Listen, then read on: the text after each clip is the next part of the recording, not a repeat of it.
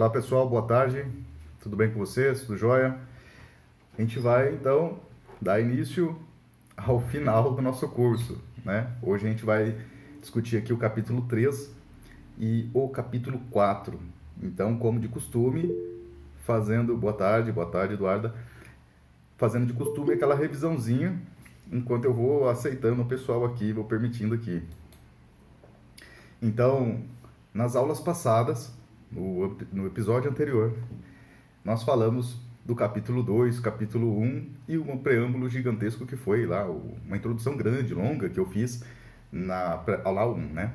Então, o manifesto, mais uma vez, é um texto de uma organização política partidária na qual militavam o Marx e o Engels. O Marx e o Engels receberam a tarefa de construir, a partir de uma discussão coletiva, isso aqui também é muito importante, né? Ou seja, a partir de uma discussão coletiva na organização, foi dada a tarefa a dois membros, né, dois militantes, para construir um texto, redigir um texto que ainda assim deveria ser lido e aprovado, e assim foi, né? Então, temos aí o Manifesto do Partido Comunista. Manifesto, então, daquela organização Liga dos Comunistas, que se colocava enquanto partido. Eu falei para vocês que partido na época do Marx, pelo menos aí nesse texto do manifesto, não tem o mesmo sentido como nós falamos hoje, Partido Comunista, por exemplo, Partido Trotskista, Partido Socialista, né? Ali, em 48, o partido político, Partido Comunista, é um movimento internacional dos trabalhadores. Tudo bem? Tranquilos? Então não é só um partido comunista, é um movimento dos trabalhadores. Com o decorrer da história, o conceito de partido vai sendo aprimorado ou vulgarizado também, ou seja, vai passando por transformações até chegar, por um exemplo, numa concepção de partido na Alemanha, onde vai dar vida ao Partido Social Democrata Alemão, que é um partido revolucionário, né? Embora depois, no final do século XIX, esse Partido Social Democrata na Alemanha se tornou extremamente reformista, mas foi um partido extremamente revolucionário. Se falava Partido Social Democrata para os comunistas, né? Ou seja, o Partido Comunista na Alemanha no final do século XIX é o Partido Social Democrata. Aqui é muito importante porque a gente tem que entender... Tem coisas que a gente escolhe entender ou não entender, mas quando a gente quer entender um objeto, a gente tem que entender as determinações do objeto, né? Então, partido, né, por ter no nome comunista ou revolucionário, não quer dizer que ele seja de fato comunista e nem muito menos revolucionário, né? Veja, o Partido Comunista na Alemanha, no final do século XIX, não chamava Partido Comunista, se chamava Partido Social Democrata, que não tem nada a ver com a social-democracia, por exemplo, no Brasil, do PSDB, coisa do tipo, né? Mas então, só para com a título de revisão, continuar a nossa revisãozinha, o Partido Comunista, em 48, é o Movimento Internacional dos Trabalhadores, beleza? Que é composto por uma série de organizações. É um partido, é um movimento internacional composto por vários partidos. Tranquilos até aqui? Então, os comunistas, em 48, organizados, aqueles comunistas que estavam organizados na Liga dos Comunistas, resolvem então falar para o mundo o que é esse movimento comunista. A ênfase deles é se distinguirem dos socialistas, tanto que está aí o capítulo 3, que vai tentar dar uma aprofundada nessa distinção. Ou seja, os comunistas não são aquelas pessoas que, por N motivos, bem intencionadas ou de forma pragmática, se associavam aos trabalhadores naquele momento, né? Os comunistas têm um programa político diferente dos socialistas, seja o socialista reacionário, conservador ou socialistas utópicos, que a gente vai discutir hoje. Tranquilos? Então, fez-se o manifesto. O objetivo era divulgar esse texto, né, em vários idiomas, o que demonstra a preocupação com o caráter internacional da luta, desse movimento dos trabalhadores. Por que, pessoal, essa luta internacional? Porque a exploração e a opressão que as operárias e os operários sofriam, por exemplo, em Londres, era também a mesma exploração e a mesma opressão, digo, os fundamentos são os mesmos da opressão e da exploração na França, na Bélgica, na Prússia, aonde quer que tivesse uma fábrica, tudo bem? Ou seja, era o assédio moral, o assédio sexual, a extração de mais-valia. Isso não tem pátria. Um belga pode ser um assediador, um explorador, né? Um francês também, mas os fundamentos dessa sociedade capitalista são os mesmos. Claro que tem as particularidades de uma região, de uma nacionalidade para outra, mas os fundamentos são os mesmos. E nesse sentido, existiria então, de acordo com os comunards, os membros da Liga dos Comunistas, uma unidade internacional em cima desse programa. É o que eles buscavam construir. O contexto histórico, então, é de exploração, é de opressão capitalista, é o auge da Revolução Industrial, que nós estudamos sempre nos livros de história. É o momento de 48, em que a Europa vai passar por uma série de convulsões sociais. Quero dizer o que com convulsões sociais? Uma série de revoltas sociais.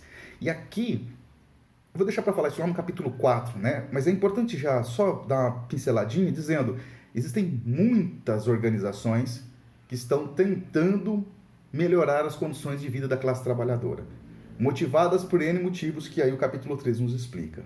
Capítulo 1, então, o objetivo é trazer, então, quem são os comunistas, mas, sobretudo, dois, né? O capítulo 1 está mais preocupado em trazer quais são as classes sociais, mas, atenção, que eles conseguiram identificar, analisar e caracterizar naquele ano de 48, 47 e 48. Claro que essa classe trabalhadora veio se desdobrando em novos setores até chegar nos nossos dias. Falamos isso nas aulas passadas. Então, nesse sentido, busca-se no capítulo 1 demonstrar que a burguesia teve um caráter revolucionário, mas naquele momento em diante já se mostrava totalmente reacionária. Isso é muito importante para as nossas considerações aqui gerais. Capítulo 2, então, vai falar da distinção e vai falar de uma série de acusações, né, que os comunistas recebiam por parte dos burgueses em relação à família, à criação da comunidade de mulheres, à destruição da relação entre pais e filhos, instituindo um ensino público, né, diferente do privado que existia para um grupo dos filhos da classe da burguesia. Então, essa preocupação de dizer, olha, não somos nacionalistas, somos internacionalistas, justamente para o aspecto que eu iniciei a revisão de hoje, né? Ou seja, há uma série de fenômenos e fundamentos que sustentam esses fenômenos que são internacionais. Por quê? Porque se trata do capital. Não se trata só do senhor de escravo XYZ ou do opressor XYZ, mas se trata do burguês, dos donos dos meios de produção. E da mesma forma, o capital também não tem pátria. Um burguês belga pode pegar o seu capital e investir na França e vender os seus produtos, por exemplo, sei lá, no Marrocos, né? Isso acontecia, tá? São exemplos concretos. E sem problema nenhum em não ser marroquino ou não ser francês. Eu sou belga e tenho meus negócios, assim sucessivamente com as grandes potências burguesas. Quando eu digo potências burguesas, é porque a burguesia está governando os estados. Tranquilos? É uma classe social que gere o Estado. Tem um aspecto que eu gostaria de enfatizar aqui hoje, antes de iniciar o capítulo 3 e 4, que é o caráter do Estado. É muito importante quando vocês fazem perguntas, porque faz com que a gente delimite algumas coisas que já se falou e quer aprofundar, ou ainda até coisas que não falou, né? Porque em uma exposição curta como essa, só alguns dias, muita coisa passa, né? Tem muitas informações aqui no manifesto, e a gente tem que fazer escolhas. Uma informação, acho que importante, um debate importante, é sobre a questão do Estado. É muito importante ficar super nítido para nós todos que, para os comunistas, em 48, o Estado, ele não é algo democrático. Nunca foi. O Estado, ele é criado a partir daquele longo processo de expropriação da classe trabalhadora, ascensão da burguesia ao poder, né, através das revoluções, seja a Revolução Inglesa, de 1688, seja a Revolução Francesa, de 1789, ou ainda, para os mais generosos, no meio de tudo isso, a independência dos Estados Unidos em 1776. Muitos falam Revolução Americana, né? Mas eu vou ficar com essas duas europeias que são as maiores. Então, o fato é que a burguesia chega ao poder. Chega ao poder do quê? Chega ao poder do Estado. E começa a usar o Estado, como vai dizer aqui no texto, como um balcão de negócios, em que se gerencia os interesses da burguesia. Só falar isso, dar esta definição, não ajuda muito a gente a entender o que significa. Então tem que entender todas essas explicações que a gente está tentando colocar aqui para vocês desde de segunda-feira, para entender que existe um caráter de classe, existem então classes sociais elas são antagônicas, os interesses são distintos e são conflitantes, são antagônicos. Uma classe dessas predominantes, a burguesia, ela governa o Estado, e aí sim eu posso dizer com tranquilidade essa definição. O Estado, nesse aspecto todo considerado, é onde a burguesia negocia da melhor forma possível o atingir, o concluir, o buscar dos seus interesses privados. Bom, esse é um aspecto muito importante porque, diante da tradição marxista, nós estamos falando aqui do Estado, do conceito de Estado que aparece muito rapidamente no manifesto do Partido Comunista, mas é muito importante mesmo que seja muito sumário. Porque a concepção de Estado que aparece nesse texto é de que o Estado nunca, até 48, nunca representou os interesses da classe trabalhadora. Quando se dizia representar os interesses da classe trabalhadora, se fazia de forma com belas palavras, com palavrórios vazios. Nos momentos de crise, o Estado literalmente funciona para garantir os interesses dos donos dos meios de produção, ou seja, da burguesia. Isso aqui é um elemento muito importante, e aqui eu quero fazer um pequeno parênteses. Por quê? Entrando então no parênteses. A tradição marxista, o que é a tradição marxista, pessoal? É tudo que se levantou em nome de Marx, depois, durante inclusive a vida do Marx, até os dias de hoje, até agora, 2h11 de Brasília, dessa data de dia 4/6/2020. Tudo que se levantou de Marx até aqui, nós chamamos de tradição marxista. Então, nós já sabemos que tem de tudo um pouco nessa tradição marxista. Então, dentro da tradição marxista, em muitas correntes do marxismo, se esquece desta consideração central, que é o conceito de Estado para o Marx e para o Engels, né? Que é o Estado, ele é um instrumento de dominação. O Estado, a democracia, né? Ou seja, o Estado democrático, guiado e dirigido pela burguesia, é um balcão de negócios dela, da burguesia. Isso não vai ficar para nós aqui, em 48, fechados em 48, tão claro. Mas nós estamos em 2020 e a tese central se mantém de pé até os dias de hoje. Aí eu estou no parênteses, ok? Então vou me permitir trazer aqui para os nossos dias. Observem que nos momentos de crise, extensivo à crise do capital de 1857, de 1895, é um pouco antes e um pouco depois, estou dando umas datas emblemáticas, tá bom? Estava em crise gigantesca esses períodos. 1929, 1975, 2006, 2007 e hoje, nesses momentos de crise acentuada do sistema capitalista, o papel do Estado, de acordo com o manifesto do Partido Comunista, fica extremamente evidente. Vou dar exemplos empíricos da nossa realidade atual para entendermos o fundamento da afirmação do manifesto lá em 48 e como ele se mantém de pé. Estamos numa crise pandêmica, todos sabemos, são milhares de trabalhadores e trabalhadoras morrendo, se contaminando, sobretudo os mais precarizados, porque a classe média consegue fazer quarentena, o proletarizado, precarizado, o exército industrial de reserva não tem essa de quarentena, tem que procurar emprego todo dia. O fato é que, diante dessa crise do capital, que não é só uma crise de saúde, não é só a crise pandêmica, é a crise pandêmica junto com a crise do capitalismo, né?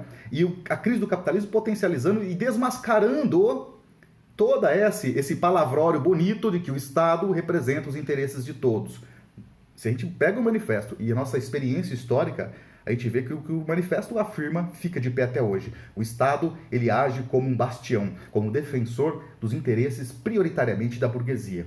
O governo Bolsonaro, diante dessa crise toda, eu não vou nem contar, governo do PT também, né, conciliador de classes, governo Temer, reforma previdenciária, reforma trabalhista, a reforma trabalhista 2, enfim, reforma do ensino médio, importante também lembrar isso, né, já que pegou aquele pedacinho do Temer. Então, assim, o Estado está sempre agindo para atingir os interesses da burguesia e protegê-la diante da crise.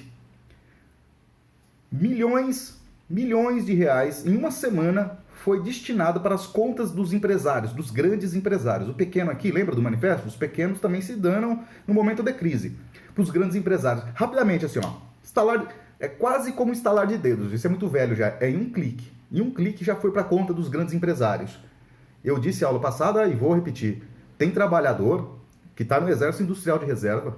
Tem trabalhador que está trabalhando de forma muito precarizada e que não consegue benefício. Que não consegue benefício até hoje. Um benefício que foi proposto pelo Estado por R$200. Que fosse R$200. Gente, eu não vou nem fazer conta, né? R$200. Sozinho já fica difícil de comer com R$200. Agora, com os seus, né? Se é filho, se é periquito, papagaio, assim, com os seus é impossível. Mas o Estado delibera isso. Milhões para as grandes empresas, né? E R$200. Tudo bem, né? Não foi R$200, né? Foi 600. Mas não está tudo bem, porque 600 é muito pouco também. É extremamente pouco. Observem, na aula passada, ontem, eu falei para vocês do salário mínimo, lembra? É o mínimo para a sobrevivência. Vamos arredondar aqui o salário mínimo do Estado, R$1.000. Dá em 1.000. O Estado está propondo para sobreviver diante da crise econômica, da crise social, da crise de saúde pública, R$600. O governo federal, o executivo, o presidente Bolsonaro propôs R$200. O Congresso Nacional, pagando uma de grande democrata e de preocupado socialmente, aprovou 600. 600 é abaixo do salário mínimo, que já é mínimo do mínimo do mínimo. Isso mostra o caráter. Vou parar por aqui o parênteses, senão a gente vai muito longe. Para fechar o parênteses, só para demonstrar, então, empiricamente, que nos momentos de crise, o Estado age com toda velocidade para atingir o quê? Os interesses de quem gere o Estado, de quem dita. Lembra ontem, a Ohana fez uma pergunta sobre a ditadura do proletariado. Aqui, até hoje, de 48 a cá, até aqui, nós vivemos a ditadura da democracia. E a democracia que muitas vezes nós adoramos e, a princípio, achamos importante, a situação, os direitos democráticos são importantes, mas o Estado democrático é a ditadura da própria burguesia, disfarçada, falando que é para todos, etc. e tal. A maior demonstração disso não é a minha fala, simplesmente, é a realidade histórica. Né? É a realidade histórica. Desde o século XIX até os dias de hoje.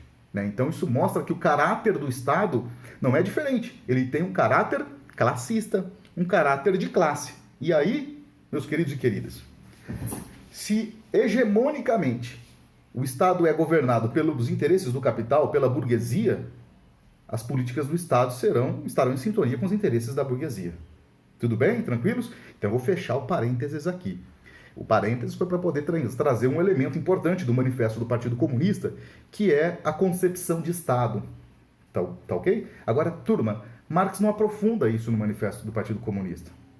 O manifesto é um texto rápido, é um texto fulminante, é um manifesto... Mesmo como manifesto, eu acho que ele desenvolve muita coisa, mas assim mesmo, apresenta ali conceitos que estão em processo de desenvolvimento no pensamento do Marx, por exemplo, no pensamento do Engels e toda a tradição marxista.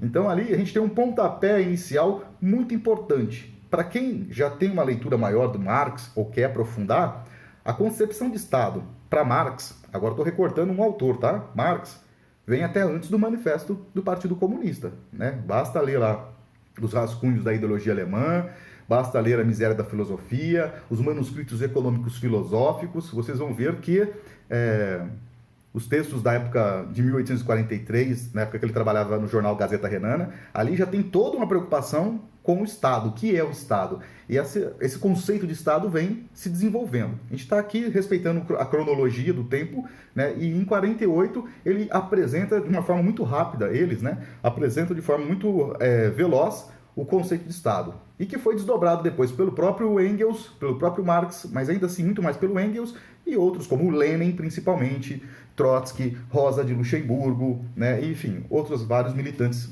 da tradição marxista.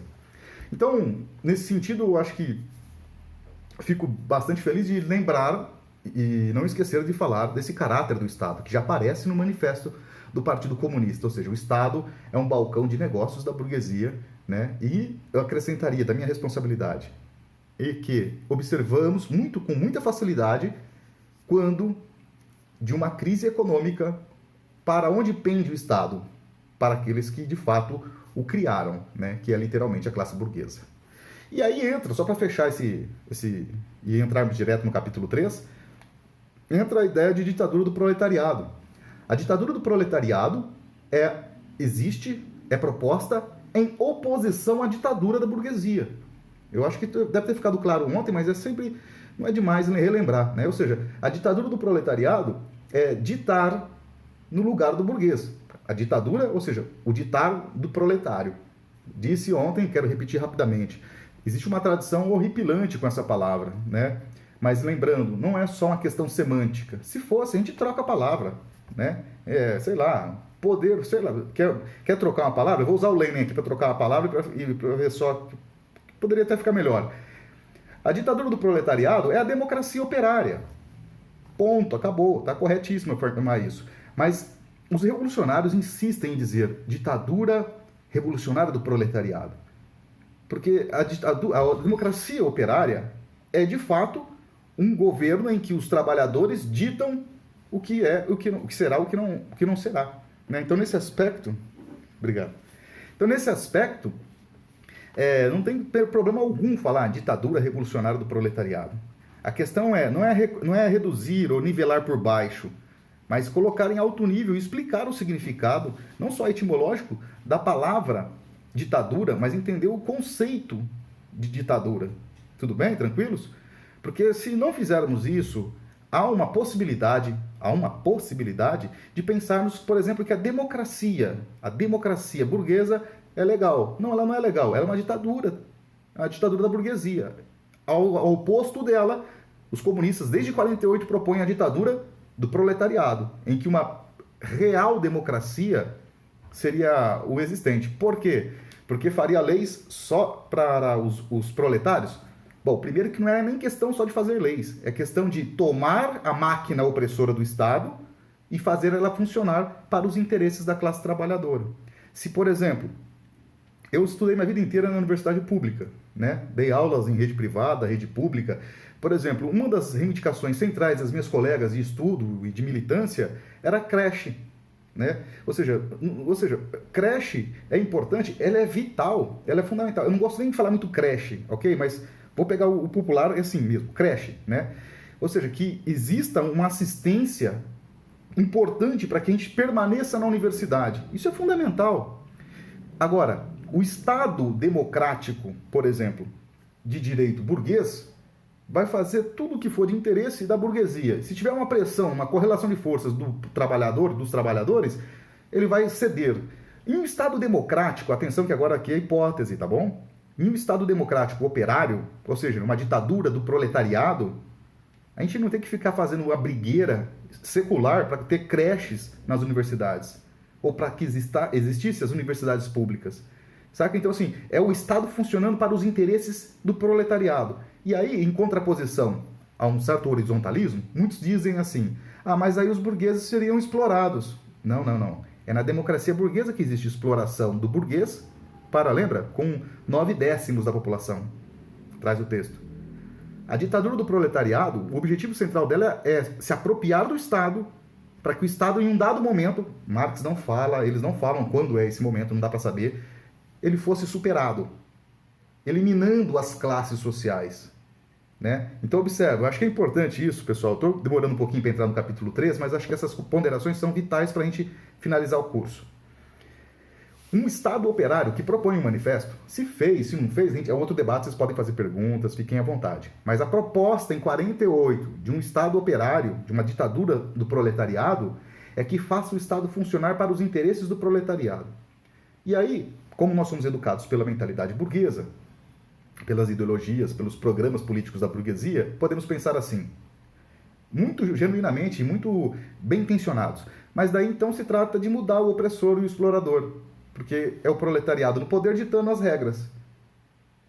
Não se trata disso. Por quê? Na democracia burguesa, quem dita as regras não trabalha. Na democracia operária, numa ditadura do proletariado, quem vai ditar as regras é quem trabalha. E se o burguês quiser continuar existindo sem trabalhar, ele será combatido com violência total. né? Os comunistas não podem ter medo de falar isso. Principalmente quando é professor ou professora que está dando curso, fica cheio de dedos para ganhar like, etc e tal. Eu acho que vocês já viram o meu perfil, né? Eu não tenho nenhuma preocupação com isso, né? Preocupação é fidelidade ao projeto revolucionário. E nesse sentido, né, o que propõem os revolucionários não é literalmente amansar, tirar palavras que possam arrepiar o pelo, justamente, inclusive, de muitas pessoas, mas é explicar o que é a coisa, né? E não simplesmente fantasiar para agradar e ganhar like nos dias de hoje, né? Papo, linguagem minha aqui dos dias de hoje. Então, primeiro do cafezinho aqui, porque um cafezinho é importante, né? Então, nesse sentido, a ditadura do proletariado não é um estado sanguinário que vai matar os burgueses e colocar os burgueses para carregar tijolos, etc e tal. Não, isso que já faz é o capitalismo. É a burguesia que já faz isso. O que está propondo aqui os comunistas em 48 é que a classe trabalhadora, em 48 até hoje, se reúna, se unifique, se organize para lutar contra aquele 1/10 que domina, explora e oprime os 9, vamos chamar assim, a nona parte de uma totalidade de 10 pessoas, de 10, enfim, a maior parte absoluta da população. Tranquilos? Isso é muito importante, a gente tem que falar de ditadura do proletariado, mas aí tem que ter tempo para explicar. Acho que foi a Natália que falou, né? Ou seja, como é que a gente supera esse moralismo gigantesco? Porque o moralismo vem em cima. Mas está vendo? Os burgueses, ou ainda os críticos, ou os defensores do capitalismo. Os comunistas estão querendo ditadura, gente, pelo amor de Deus. Ditadura não, chega de ditadura. Ditadura é uma palavra que vem da língua latina, ela tem um significado específico, né? Não é simplesmente uma ditadura do opressor. É que nós vivemos num mundo em que o opressor explorador é o ditador, de fato, né? Bom, pois bem, eu acho que daria um outro curso aqui falando sobre a concepção de Estado, mas é importante ressaltar, para fechar, Marx, infelizmente, no que diz respeito a Marx. Nosso texto não é só do Marx. Estou chamando a atenção para o Marx. Ele nunca conseguiu, ele tinha um plano de desenvolver um estudo mais profundo sobre o caráter do Estado, mas nunca ficou num rascunho, né?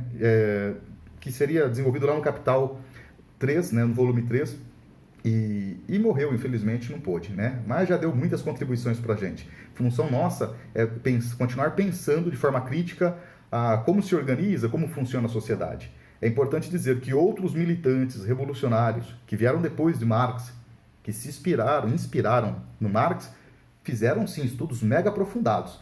E para quem aqui do curso que tiver a fim de ler um pouco mais sobre a concepção marxista, que não é só do Marx, então, de toda uma tradição que se levantou depois dele, sobre o Estado, pega a canetinha e anota, que eu vou citar um livro agora para vocês, que é uma referência muito importante, uma leitura gostosa de fazer.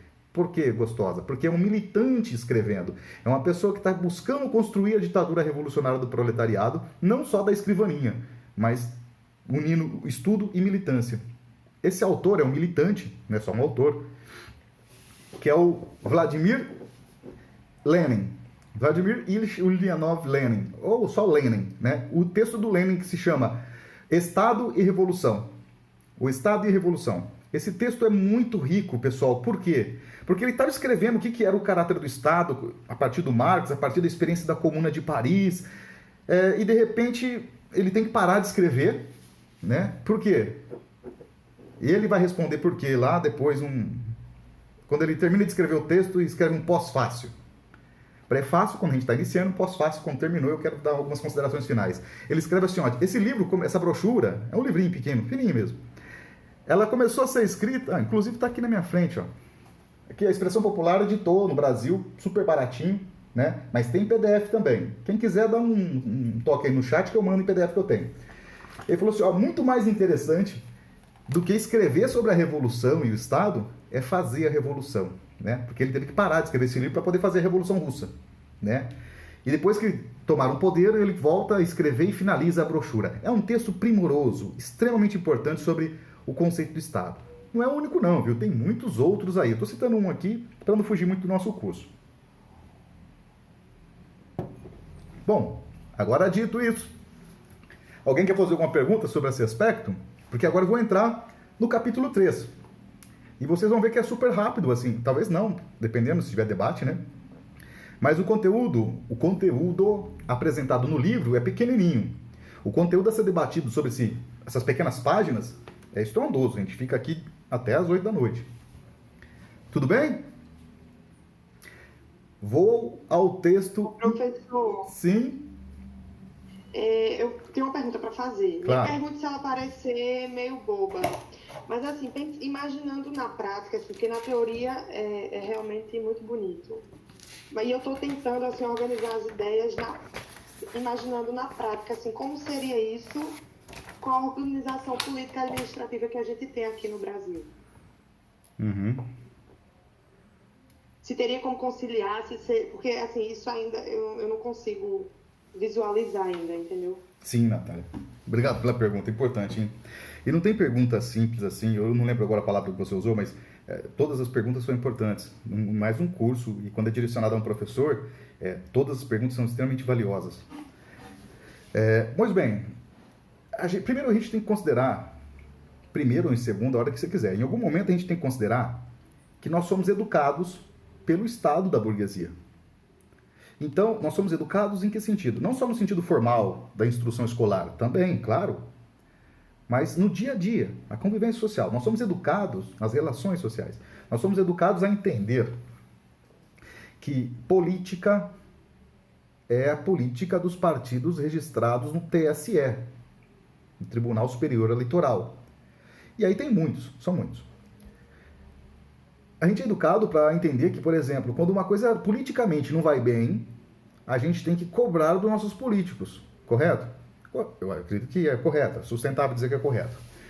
E qual é a forma de cobrar? Bom, tem várias. Você pode mandar e-mail para o seu deputado, pro seu senador, político é que você ajudou a eleger.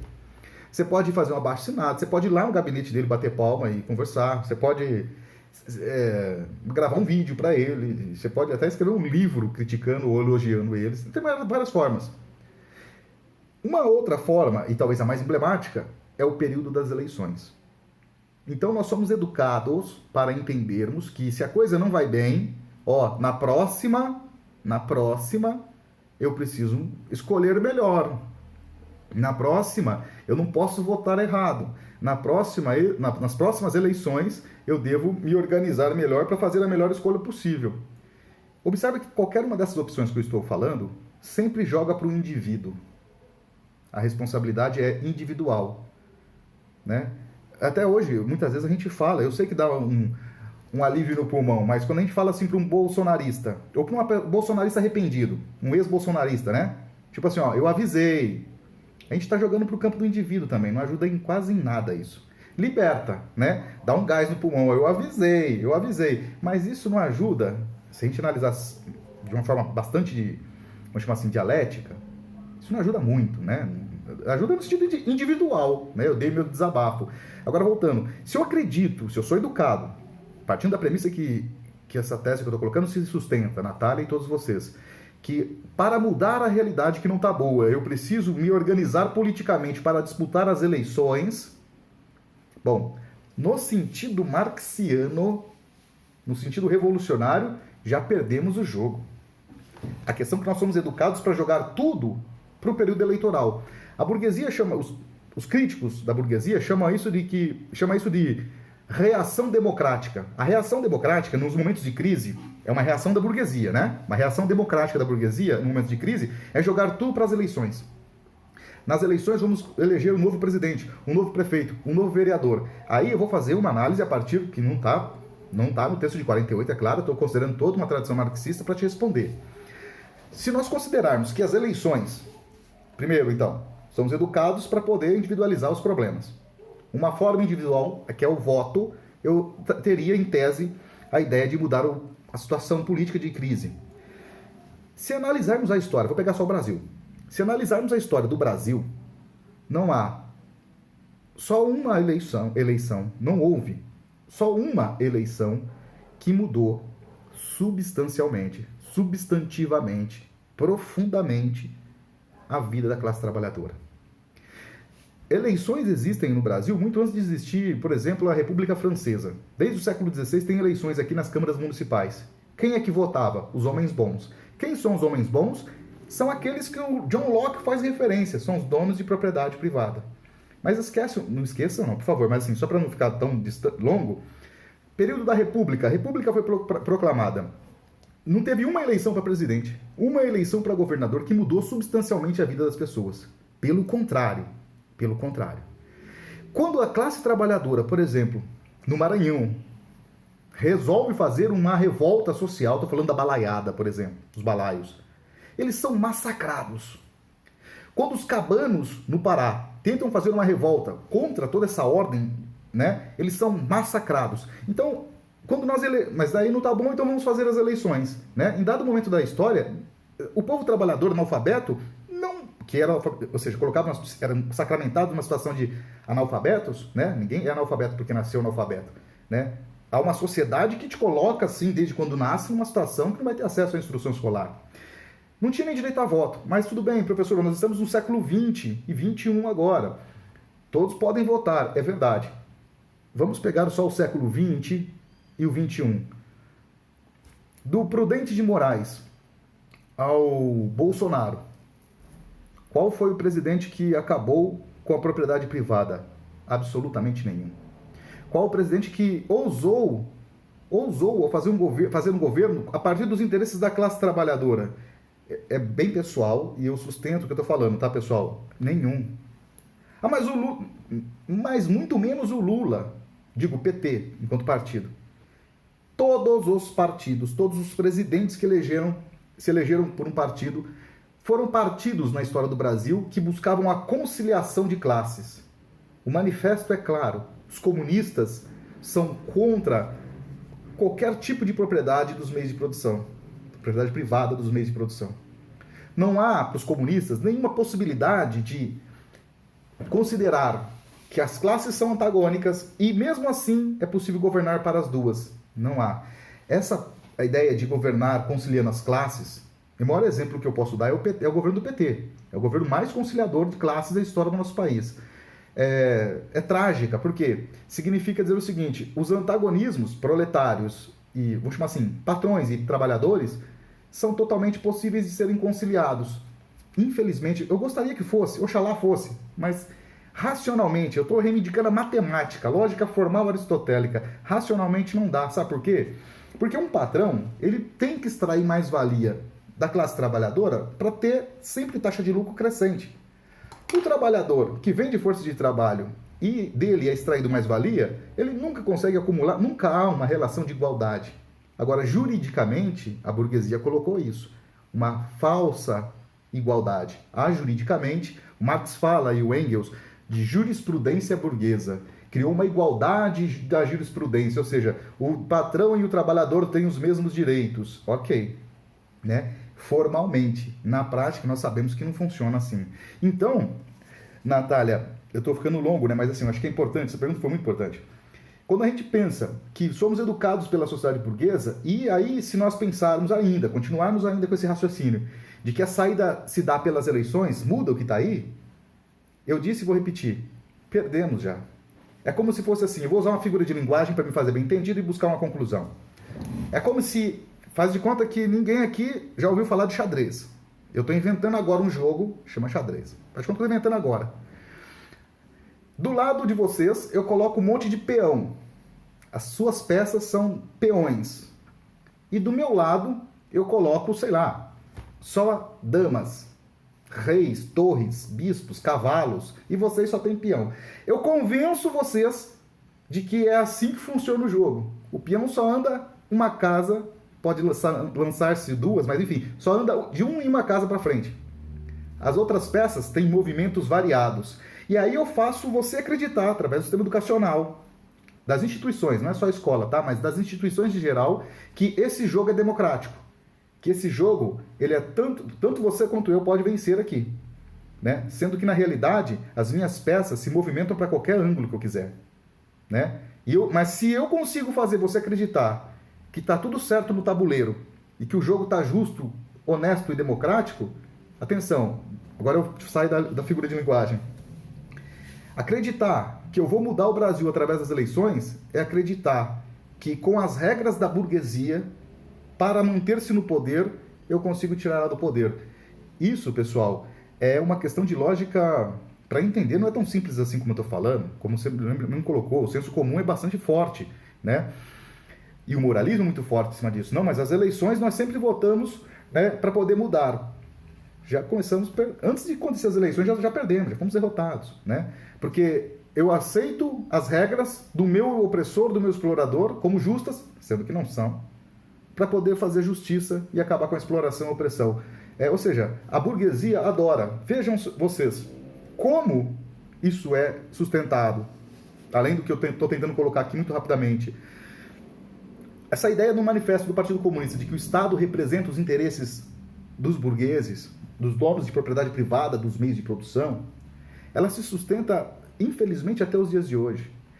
Você vê partidos que se dizem, que reivindicam, de uma certa forma, revolucionários, e eu estou pensando na direção desses partidos, tá bom? Porque a base desses partidos tem muitos militantes muito bem intencionados.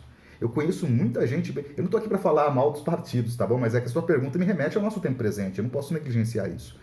Muitos militantes de, sei lá, desde PSOL, PT, talvez no interior, até PMDB. São pessoas que estão bem intencionadas, que acreditaram em determinadas propostas políticas, né? Isso demonstra que existe um poder muito grande da burguesia. Quando você vê uma empresa privada financiando a campanha política bom, eu não sei se tem alguém aqui que é de algum partido, etc e tal, né? Mas não vou me deter a não citar nomes por conta dessa possibilidade. Quando você vê, por exemplo, vou pegar o exemplo de uma empresa privada muito, muito rica, brasileira, chamada Gerdau. Não é bem brasileira, mas lá tem a sua representação aqui como Gerdau. A Gerdau, no Rio Grande do Sul, em 2012, ela financiou campanha política, deu dinheiro para os partidos políticos do PT, do PMDB, do PSOL. Aliás, é que eu não consigo lembrar todos que disputaram o pleito em Porto Alegre. Todos os candidatos a prefeito de Porto Alegre, se tiver alguém aqui de Porto Alegre, por favor, pode colocar os números aí para ajudar. Todos receberam dinheiro da Gerdau. Dentro desses partidos que eu citei, alguns se colocam como revolucionários. Como pode um partido revolucionário, que se diz representante da classe trabalhadora, que entende esse negócio todo que a gente está estudando aqui, pegar dinheiro de uma empresa para participar do processo eleitoral? Isso, pessoal, é de um reformismo extremo. E o reformismo, ele ajuda a burguesia. Não é à toa que a própria burguesia financia esses partidos. Mas atenção, dentro desses partidos... Eu estou me referindo ao PSOL, viu? É o PSOL que estou me referindo, né? Mas dentro desses partidos, no caso o PSOL, por favor, tem militantes seríssimos ali. Seríssimos. Tá bom? Tem muitas tendências. Aí demandaria discutir um pouco que tipo de partido é o PSOL, o PT e outros mais, né? Não vou entrar nesse papo, mas o fato é que tem que considerar que existem muitos militantes sérios dentro de várias organizações, já que eu citei essa aí hoje. Mas é emblemático, sabe por que eu estou citando? Não estou pegando no pé do PSOL. Quem for meus camaradas lá do PSOL sabe que eu sou honesto, muito honesto com eles e franco. A questão é que é um partido que se reivindica revolucionário. Professor, mas e o PT? Por que não? O PT não serve, porque o PT nunca se reivindicou revolucionário. Jamais, nunca. Nem nos anos 80, quando foi fundado, nunca se reivindicou revolucionário. É um partido de tendências, assim como o PSOL. A diferença é que o PSOL se reivindica revolucionário, né? Mas é uma crítica interna que eles fazem lá, etc e tal. Então, quando eu acredito que a reação democrática é a saída, ou seja, as eleições é a saída para o problema, aí temos um problema maior, que é a derrota prévia, né? Bom, aí eu acho que eu distendi até demais, desdobrei demais, Natália, a partir do que você perguntou, né? Mas, ou seja, como, né? Eu não tenho nenhuma... Professor, sim. Me perdoe até a intervenção, mas eu até me lembrei agora desse tal do manifesto acho que é Estamos Juntos, que seria a união da esquerda, mas aí ao mesmo tempo soa incoerente porque é como se estivessem... quem sabe disso tudo que o senhor está falando, né? Eu até vi alguns deputados do PSOL compactuando com isso, eu fiquei, mas gente, como assim, né? Qual o sentido disso? Você se agarrar e se abraçar com o diabo novamente, exato, sabendo de tudo que você sabe, né? Sim. E isso provoca uma crise muito grande dentro dessas fileiras. Não só do PSOL, mas de outras organizações também. Natália, falando ainda sobre essa questão, né? E todos vocês, quando eu digo Natália, porque partiu da pergunta dela, a gente nunca tem uma palavra final, né? A história está aberta, né? Agora, uma coisa que a gente pode cobrar agora, ontem e agora, é coerência. É coerência. Vocês estão estudando aqui essa semana o Manifesto do Partido Comunista.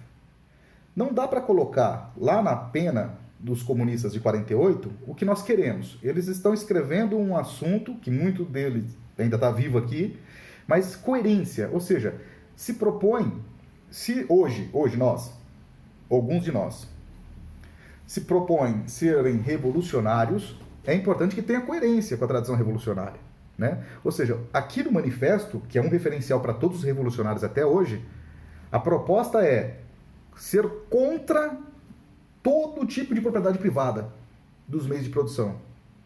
Então não dá para fazer concessão. O reformismo vai fazer muitas, né? Para os comunistas, o Estado não é democrático como ensinaram para nós. O Estado é uma mega de uma ditadura. A democracia burguesa é a ditadura da burguesia. Portanto, há que se superar isso. Agora, acreditar que dá para conciliar as classes, que a ditadura que está aí hoje no Estado é a ditadura do trabalhador, isso é desonesto intelectualmente. É incoerente com a tradição revolucionária e de uma desonestidade tremenda, considerando que esses líderes, esses dirigentes sabem disso, eles não são ignorantes. Da mesma forma que nós não, e estamos estudando aqui, eles sabem que a referência histórica não diz nada do que eles estão fazendo no dia a dia. Por isso eu acho que é importante, né, associar o Caminha, camarada nosso, né, da Paraíba, até sugeriu, associa mais aí com os dias de hoje, né, no curso. Isso é muito importante, essa cobrança, porque quando a gente estuda o manifesto do Partido Comunista, claro, como eu disse lá no primeiro dia, nós podemos estudar para as mais diversas finalidades, para poder passar no mestrado, para escrever um artigo, publicar no jornal, etc. Mas a proposta do manifesto, coerentemente, é para entender a realidade e transformar ela. Não quer dizer que todo mundo que lê, estuda, está querendo fazer isso, né? Eu, declaradamente, lá do primeiro dia, já falei, a proposta aqui é para entender, para transformar, né? Então é muito importante quando surgem esses debates em relação à eficácia ou ainda à importância de como, né, conseguir mudar esse mundo que nós vivemos hoje. Não há, nem em 48, e nem hoje, pessoal, respostas prontas e acabadas. Mas existem hipóteses fortes de trabalho revolucionário, de organização revolucionária, que se levantaram desde 48 e que se mantêm de pé com suas bandeiras até os dias de hoje, né? Eu não vou usar o curso para fazer panfletagem partidária. Eu nunca precisei fazer isso. Mas eu me organizo em partido político, né? Não fico aqui fazendo moagem cerebral, eu acho isso desonesto, né? Mas é importante entender que existem organizações revolucionárias. O problema, meus queridos e queridas, é que essas organizações revolucionárias, elas não aparecem. O Estado burguês não permite que elas apareçam. Vou dar um exemplo. Vou ter que citar nomes, né? Por exemplo, vou citar organizações que nem são a minha. Processo eleitoral vai acontecer. Daí o Tribunal Superior Eleitoral, com um conjunto de regras estabelecidos, pré-estabelecidos, diz o seguinte: o partido que tiver... Eu vou tentar falar isso com bastante calma, porque isso aqui é extremamente importante. Olha só. O partido que tiver maior representação no Congresso Nacional tem maior tempo de propaganda eleitoral. Ok? Tudo bem, né? A princípio, tudo bem. Então, suponhamos, um partido grande, que tem bastante deputados e senadores, o PT, por exemplo, mas também pode ser o PMDB, né? O MDB agora, ou qualquer um outro que vocês pensarem. Tudo bem, elegeram seus deputados, não é? Senadores, então eles têm lá 300 políticos deles, então eles vão ter mais tempo de campanha eleitoral. Os partidos pequenos, vai ter o menor. E os partidos, por exemplo, que existem e que não tem nenhum vereador, mas eles existem. Esses vão ter um tempo menor. Qual é a regra? Eu vou citar os números. No último processo eleitoral, o PSDB e o PT mais do que o PSDB, tinha aproximadamente por dia 38 minutos de campanha. Para poder falar para o povo. Eu estou aceitando a princípio as regras do jogo democrático da burguesia. Eles dizem que é democrático, que é igual para todos, e que todos podem ter o direito de falar, etc e tal. Vamos lá, vou pegar só esse elemento do TSE do período pré-eleitoral. Então, 38 minutos para o PT. Sabe quantos minutos tinha, por exemplo, organizações menores que não tem nenhum deputado? 6 segundos. O número é exato, é 6 segundos. Como é que a minha organização vai utilizar dos meios públicos de comunicação, TV e rádio, com 6 segundos, por exemplo, de TV, eram 6 segundos, para falar assim, ó, eu aqui em 5 dias não estou dando conta de falar tudo o manifesto do Partido Comunista? Agora imagina em 6 segundos, você não pensa na minha organização, pensa na tua organização, com 6 segundos para falar para a população brasileira que o que tem aí está ruim, tem que melhorar, tem que responder essa pergunta da Natália, por exemplo, em 6 segundos, né? E aí vem uma outra organização financiada por grandes empresas que elegeram vários deputados que têm, portanto, maior tempo, e dá para fazer um curta-metragem, não, dá para fazer quase um longa-metragem de campanha eleitoral. E aí o Estado vai chamar isso, o TSE, o Estado via TSE, vai chamar isso de processo eleitoral democrático. Como assim democrático, amigo? Suponhamos, eu não sei, vou fazer perguntas retóricas, responde quem quiser, ok? No último processo eleitoral, a gente está falando aqui ainda sobre o Estado a partir do Marx, tudo bem? No último processo eleitoral, existiam 12 candidatos à presidência da República. Vocês sabem falar o nome dos 12? A TV mostrou malemar 3. São 12. Suponhamos, e assim, desses 12, 3 organizações tinham 6 segundos para poder falar. Que é o PSTU, o PCB e o PCO. Suponhamos que uma dessas organizações tivesse o melhor programa político para poder convencer e tirar o Brasil dessa desgraceira de séculos, de 5 séculos. Suponhamos, se tem, não sei, suponhamos. A população brasileira teria 6 segundos para ter acesso a esse debate. Tá dando para sacar? Isso é a democracia da burguesia, né? Aqueles que têm dinheiro ficam mais tempo, falam mais, detêm o poder. E aqueles que, porventura, poderia também estar essas 3 organizações falando abobrinha, hein? Poderia essas 3 organizações estar com um programa político pior ainda que o outro. Não é o caso, mas suponhamos que poderia estar. Né? A questão é que a população brasileira não tem acesso ao debate político. Aí, Natália, dentro das regras daquilo que nós somos educados. Então, agora, desculpa a todos vocês eu demorar tanto assim. Você falou que essa pergunta parecia, não sei, menor, mas ela é central para o curso todo. A forma, e aí eu vou pretensamente tentar te responder, mas é com Marx, tá, Natália? Não estou tirando da minha cabeça. Como superar tudo isso? Primeira coisa que eu espero esteja ficando claro, não é pelo Estado, não é pelas eleições burguesas. Nunca foi. E continuará, me parece, não sendo. É por fora disso. A gente é educado para entender que as eleições é a única forma de mudar a política. Errado. As eleições do Estado, organizadas pelo Estado, sim, é a única forma que nos é ensinada para poder, ou ainda aqueles outros meios, como eu falei no primeiro momento. Testar, manifestos, pode ir lá no gabinete, mandar um e-mail, mandar uma carta, moda antiga, sei lá. Mas esses caminhos são os que nos são ensinados. A perspectiva revolucionária, aí não é opcional.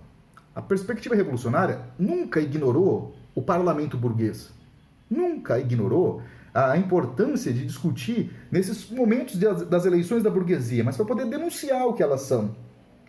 E a construção política, de fato, que pode mudar, nós não somos educadas a nem conhecê-la, que é o trabalho de base. A gente conhece essa expressão, não conhece? Trabalho de base. Mas a gente conhece muito lá da Igreja Católica, muito dos movimentos filantrópicos, né? do pessoal da caridade que faz um trabalho de base. Trabalho de base, uma perspectiva revolucionária, significa organizar a classe por fora do Estado. Não ignorar o Estado, mas por fora. Comitês de segurança feitos pelos próprios moradores do bairro. Quem é que sabe falar qual é a melhor política para o bairro que você mora? É a população daquele bairro. Agora, enquanto somos educados para entender que quem vai melhorar o buraco lá da rua de casa, que tem um buracão, suponhamos, tem um buracão gigantesco lá, quem é que resolve aquele problema? É a prefeitura, é o Estado. Tem um problema de orçamento, o orçamento está pequeno, quem é que vai resolver? Os políticos, vereadores e prefeitos, etc e tal. Enquanto nós somos educados, e nós somos educados para acreditar que são eles que vão resolver esses problemas, o jogo está perdido. O trabalho dos revolucionários desde 48, a gente vai ver isso no capítulo 4 hoje, desde 1848, é trabalhar a partir dos interesses dos trabalhadores. Quantos ministros vocês conhecem que eram, por exemplo, quantas ministras trabalhadoras domésticas? Pega em qualquer momento da história da República que vocês quiserem. Pensa do PT, ou do FHC, Temer, etc e tal. Ministro da Economia, da Cultura, da Fazenda, da Agricultura. Mesmo esses governos ditos democráticos, né? Eles são representantes dos interesses da burguesia. Não tem um ministro que é catador de latinha. Nunca teve. Nenhuma que fosse empregada doméstica. Nenhum que fosse operário, no sentido, trabalho aqui na fábrica, estou indo ali trabalhar agora de ministro. Não tem. São burgueses. São burgueses também, né? Então, a saída é a organização da classe por ela mesma. Essa é a proposta de 48 que a gente vai ler hoje. Tudo bem? Vamos ao texto que vai ficar um pouquinho mais claro agora. Deixa eu compartilhar com vocês aqui.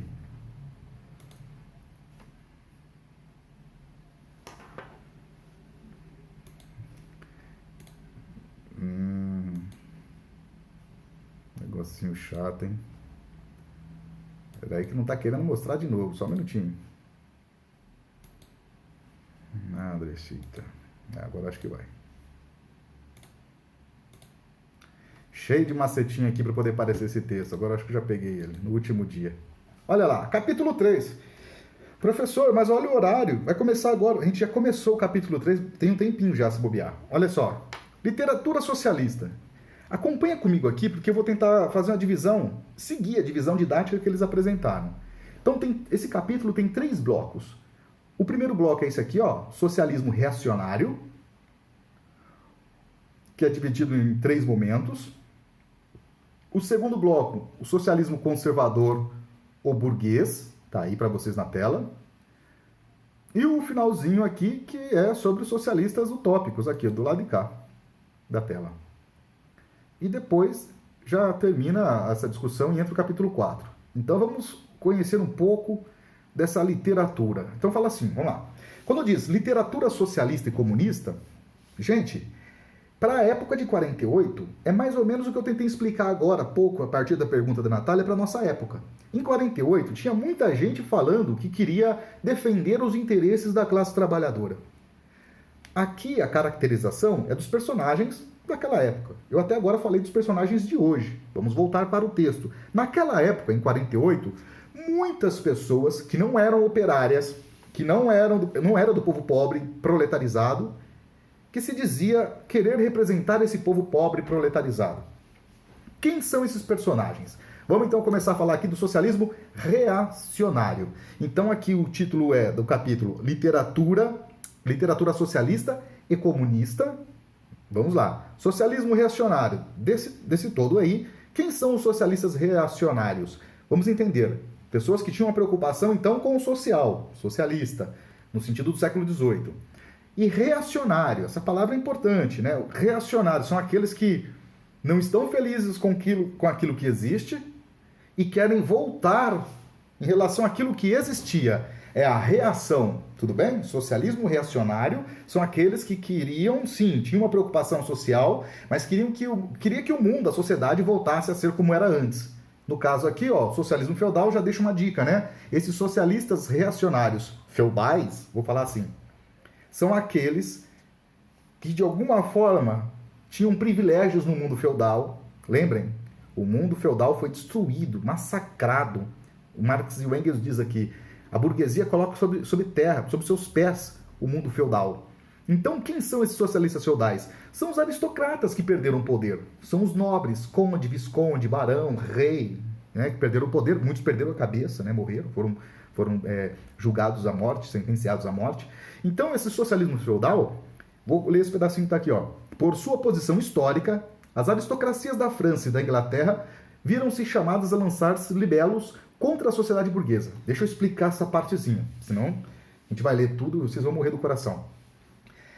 Foi feita a Revolução Burguesa, a burguesia chegou ao poder contra a monarquia, contra a aristocracia, tudo bem? A aristocracia nunca aceitou isso, nunca foi uma coisa mecânica assim. Os burgueses chegam ao poder, os reis são mortos ou presos, ou exilados, e as pessoas que defendiam a nobreza aceitaram e tudo bem. Não foi assim. Existia um movimento que, de acordo com o manifesto, ficou restrito à literatura. É uma espécie de dramalhão, né? Os aristocratas não aceitavam isso, e a única forma que sobrou para eles resistirem era através da literatura, escrevendo textos, peças de teatro, que acabava virando uma comédia.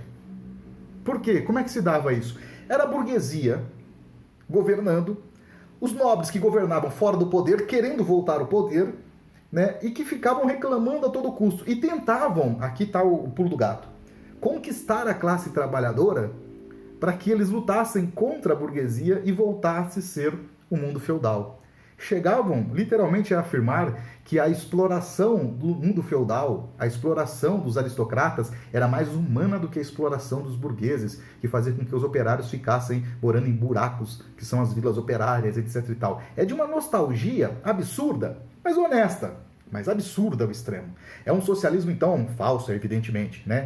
Está preocupado com a questão social, Está preocupado com aquela massa de proletários que eles observavam sendo explorados gigantescamente e diziam: apoiem o nosso retorno ao poder, nós exploraremos vocês de uma forma melhor do que é explorado pela burguesia. Então, vira uma comédia, uma tragédia que vira uma comédia, né? E então, isso seria esse socialismo feudal. Seriam os aristocratas que buscam o apoio, que tentam se associar à classe trabalhadora para usar a classe trabalhadora como massa de manobra para, quem sabe, voltarem ao poder.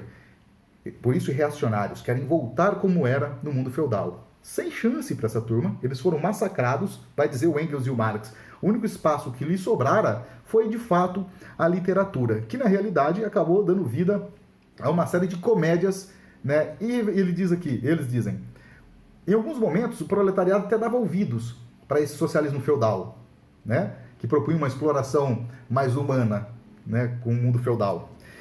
Só que quando se levantavam as bandeiras e os brasões das famílias nobres, o trabalhador já saía até da peça dando risada, ou da rua, ou de onde estivesse sendo feito o discurso, com risos, né? Porque era totalmente inviável voltar ao mundo feudal. Por isso, reacionário e anacrônico, né, nesse aspecto também.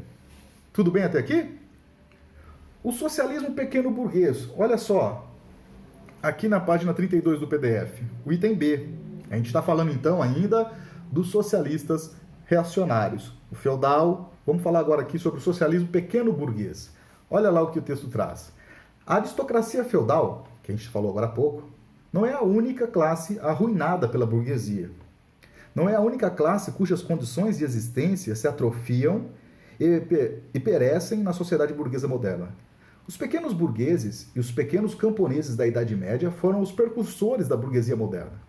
Nos países onde o comércio e a indústria são pouco desenvolvidos, esta classe continua a vegetar ao lado da burguesia em ascensão. Eu explico esse parágrafo denso.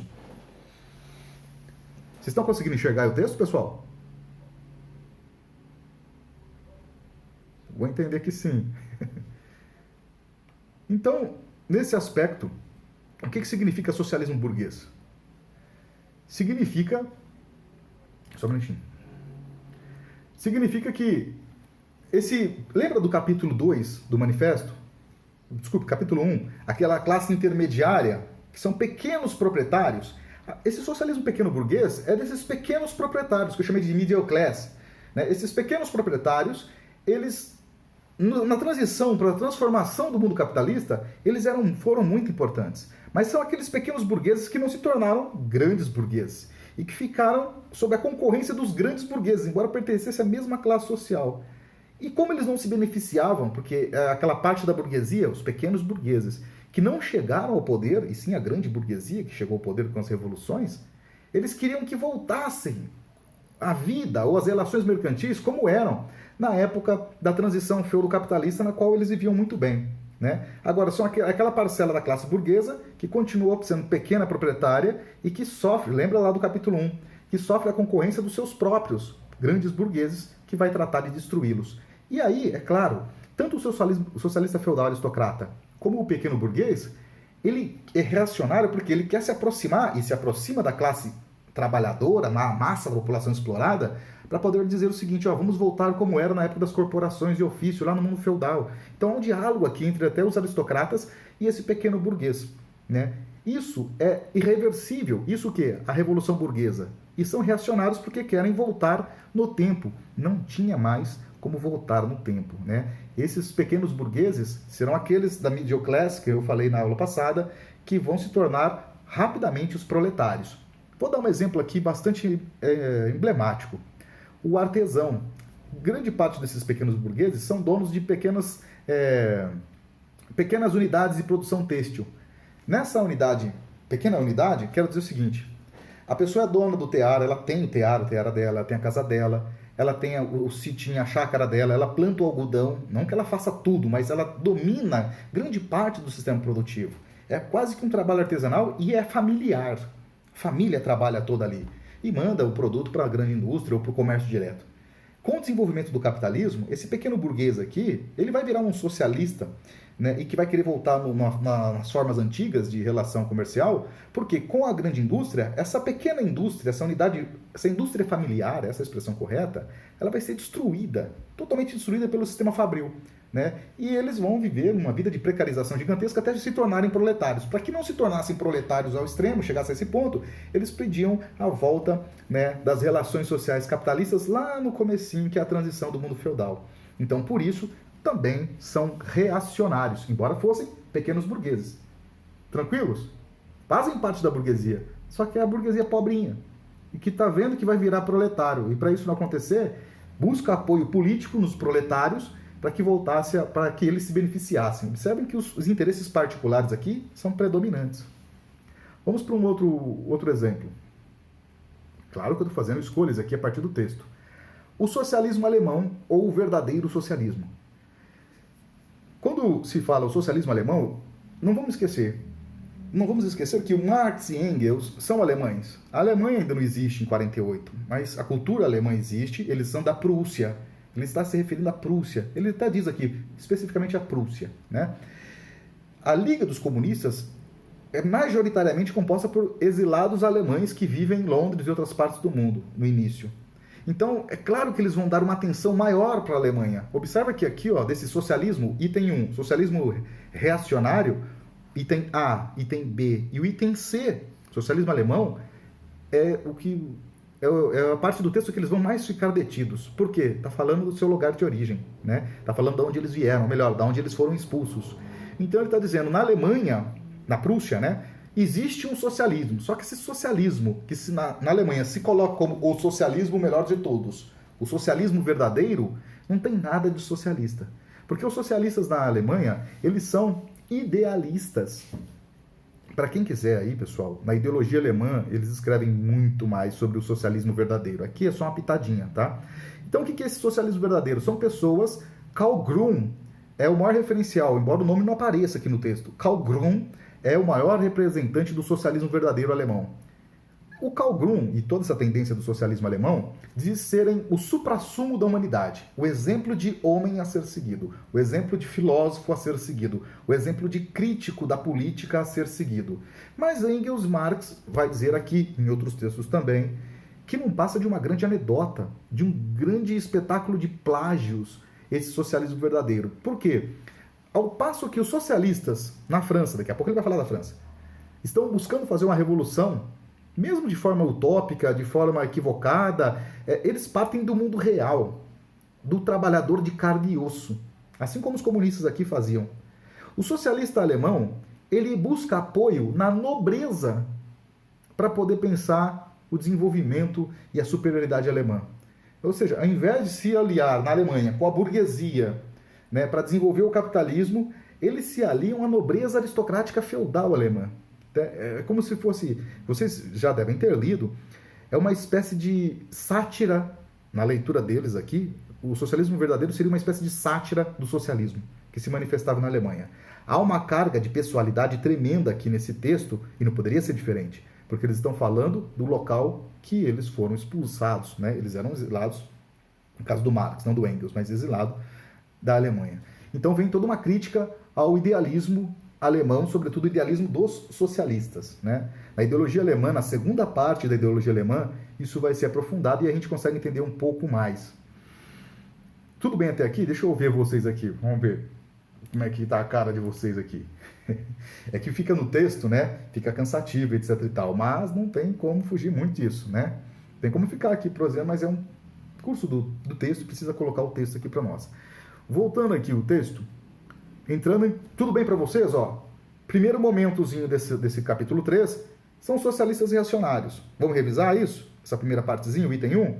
Os reacionários são os socialistas feudais. Claro que não são socialistas, é um deboche deles, né? Ou seja, são os nobres que perderam o poder e estão se unindo ao povo, como se fossem interessados realmente nas mazelas do povo.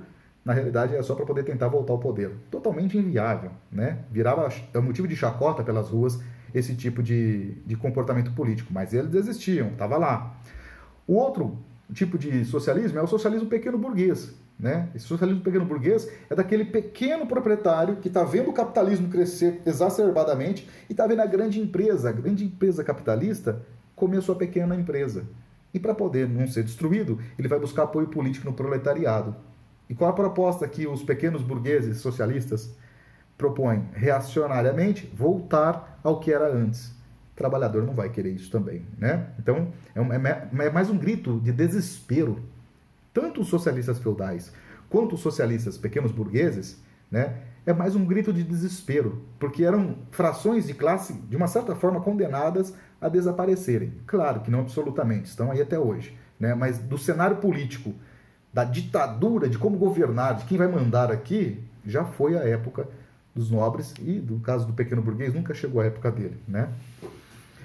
E o último, dentro desse tópico 1, socialistas reacionários, o socialismo alemão, ou o verdadeiro socialismo, né? Que na realidade se colocavam como o suprassumo, melhores que os franceses, os ingleses e os belgas juntos, mas na realidade eram aliados da monarquia, né? E que criavam um espetáculo de cópias daquilo que já havia sido escrito na França por Sismondi, Fourier, entendeu? Não sei se eu estou sendo muito claro, estou falando muito rápido, mas é como se fosse assim, os socialistas, no caso do Karl Grün, é um plagiador distorcido, que distorce. Um plagiador das ideias de Sismondi, que fala na Alemanha, copiando Sismondi, socialista utópico, muito importante do século XVIII, usando como se fossem palavras suas e totalmente distorcido, né? Então, assim, os três setores é uma espécie de comédia da vida real, portanto, uma tragédia,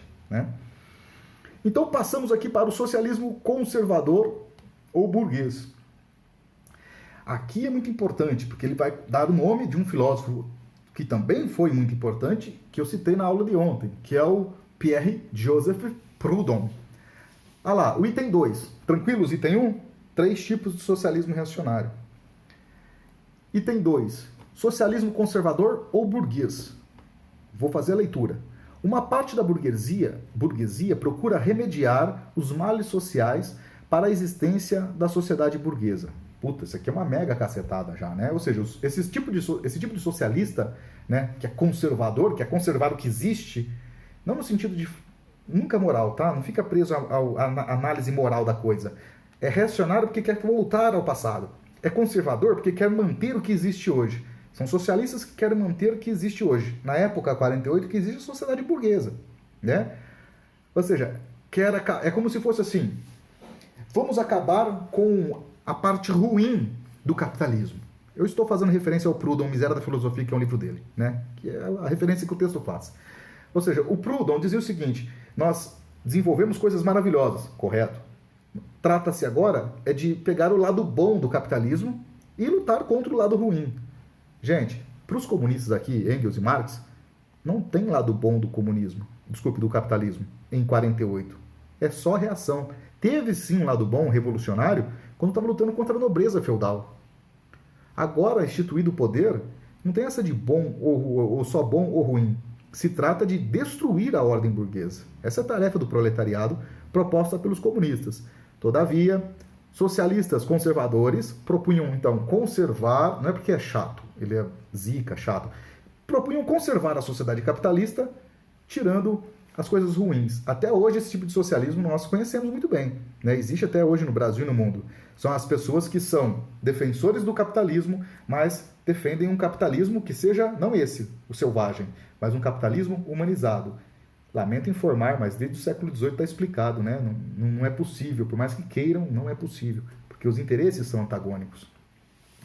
Nessa categoria, enfileira-se os economistas, os filantropos, os humanitários, os que ocupam em melhor a sorte da classe operária, os organizadores de beneficências, os protetores dos animais, os fundadores da sociedade anti-alcoólicas, enfim, os reformadores de gabinete de toda a categoria. Esse socialismo burguês chegou até a ser elaborado em sistemas completos. Como, por exemplo, citemos a filosofia da miséria de Proudhon. Isso, pessoal, existe até hoje, esse socialista conservador. É o pessoal que é contra o capitalismo malvado. E aí tem que ter um capitalismo bonzinho.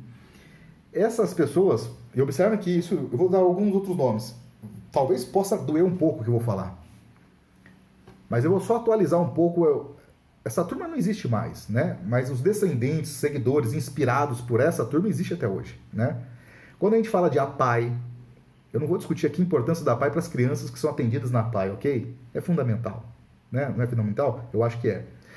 As associações, por exemplo, em São Paulo se fala Sereia, mas associações para poder atender pessoas com problema em situação de alcoolismo. O pessoal que distribui sopa na noite para as pessoas em situação de rua. São muitos filantropos. Gente, no campo individual, são ações nobres, extremamente importantes. Agora, aqui se trata de fazer uma análise científica da sociedade. Quem é que está bancando essas organizações? Vocês já viram, se viram, quando eu digo, né, pode até ter visto, né? Mas eu digo, não é normal, não é o padrão, a regra geral. Por exemplo, moradores em situação de rua fazendo parte da diretoria da APAE. São grandes empresários que fazem parte da direção da APAE ou colocam seus representantes lá. São grandes empresários que financiam as associações anti-alcoolismo, né, anti-alcoólicas, como traz aqui o texto.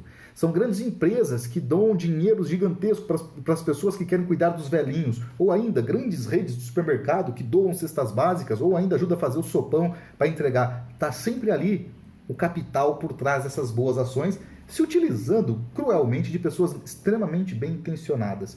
Isso não é novo, portanto, isso já existe desde o século XIX e é localizado aqui como o socialismo conservador ou socialista burguês, né? Tudo bem, pessoal?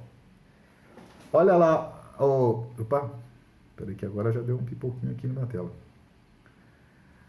Aqui nesse canto da tela, vocês estão observando aí, socialismo e comunismo crítico-utópicos. Aqui é importante ir com muito cuidado. Porque é claro que o Proudhon foi citado ali atrás como conservador, e aqui entrariam os socialistas utópicos, né? Muitos colocam o Proudhon como socialista utópico. Para o Marx e para o Engels, aqui em 48, ele é conservador, não é nem utópico. Então, há uma consideração aqui que deve ser feita com a devida cautela. Os socialistas utópicos, eles foram revolucionários no século XVIII. Charles Fourier, Robert Owen, Sismondi, esses autores no século XVIII, eles são na entrada do século XIX, no caso do Owen e do Fourier, eles foram extremamente importantes. São socialistas, né, utópicos. Por quê? O que significa utópicos? Porque eles propunham, na sua plataforma política, no seu programa político, eles propunham a existência de algo que não existia. Algo que não existia naquele momento.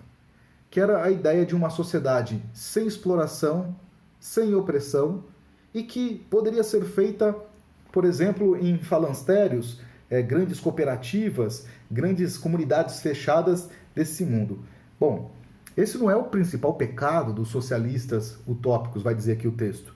A principal crítica que o texto faz aos socialistas utópicos, primeiro, faz um elogio, o reconhecimento de que eles foram revolucionários, porque eles estão ali no começo do mundo industrial, observando o que ninguém queria observar, que são as mazelas brutais que aquele novo desenvolvimento do capitalismo estava colocando a classe maior da população, que são os trabalhadores, os operários.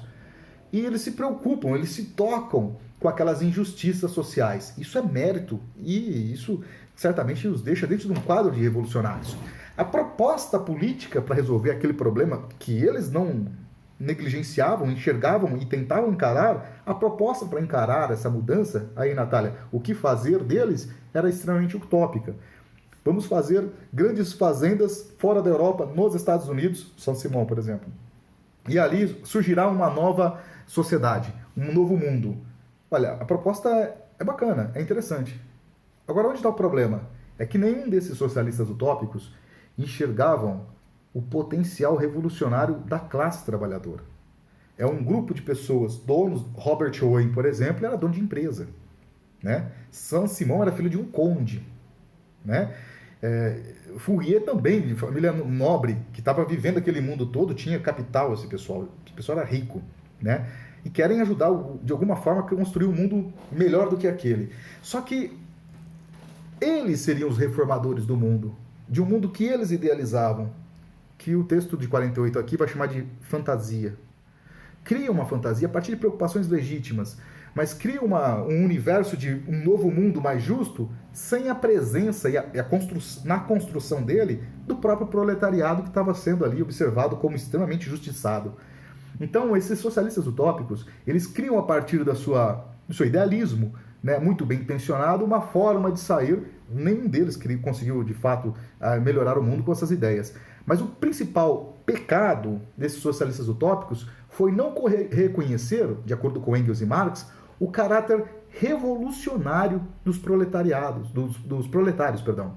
Então, nesse aspecto, observa, o manifesto do Partido Comunista, pessoal, se distingue de todos esses socialistas, primeiro, que não é reacionário, não quer voltar àquilo que já existiu. Segundo, não é conservador, porque quer mudar radicalmente o que existe.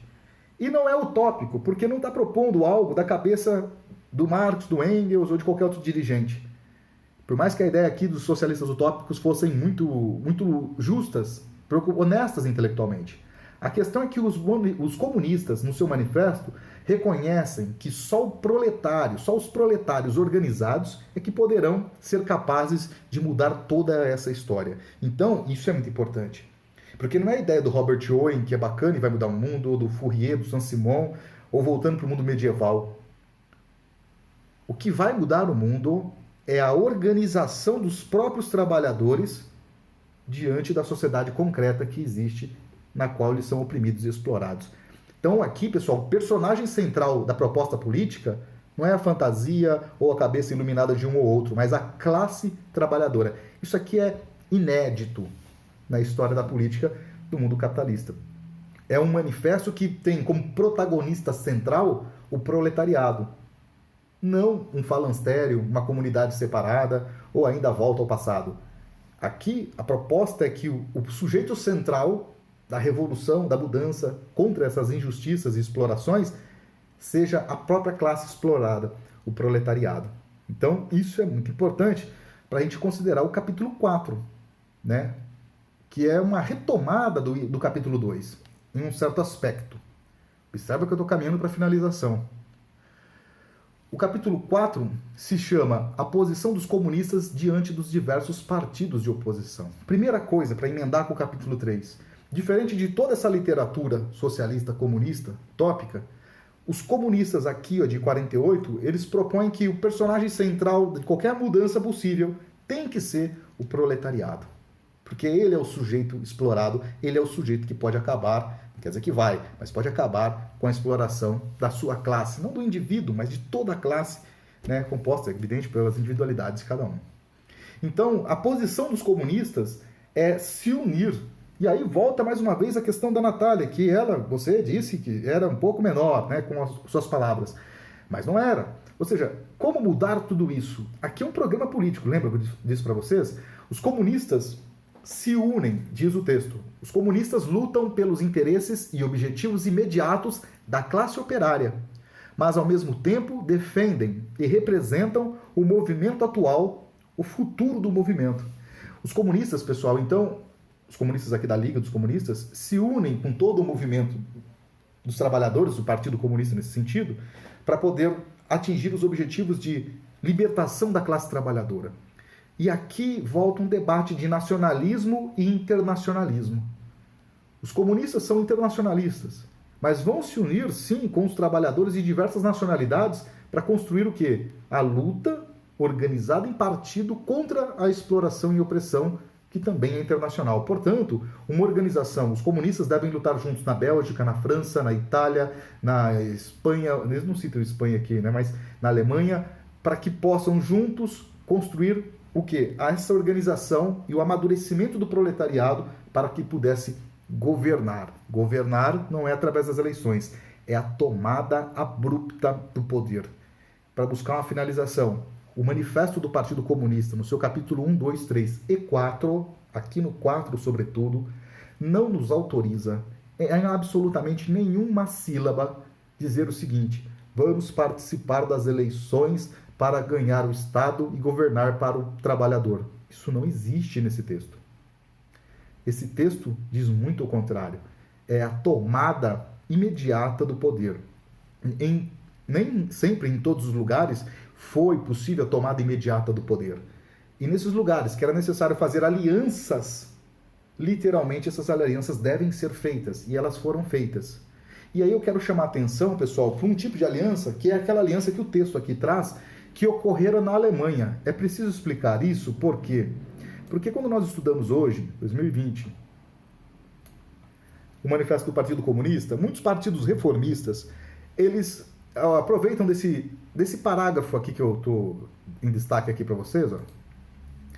Aproveitam desse parágrafo para justificar a aliança com a burguesia. É de uma cretinice gigantesca, de uma desonestidade intelectual absurda.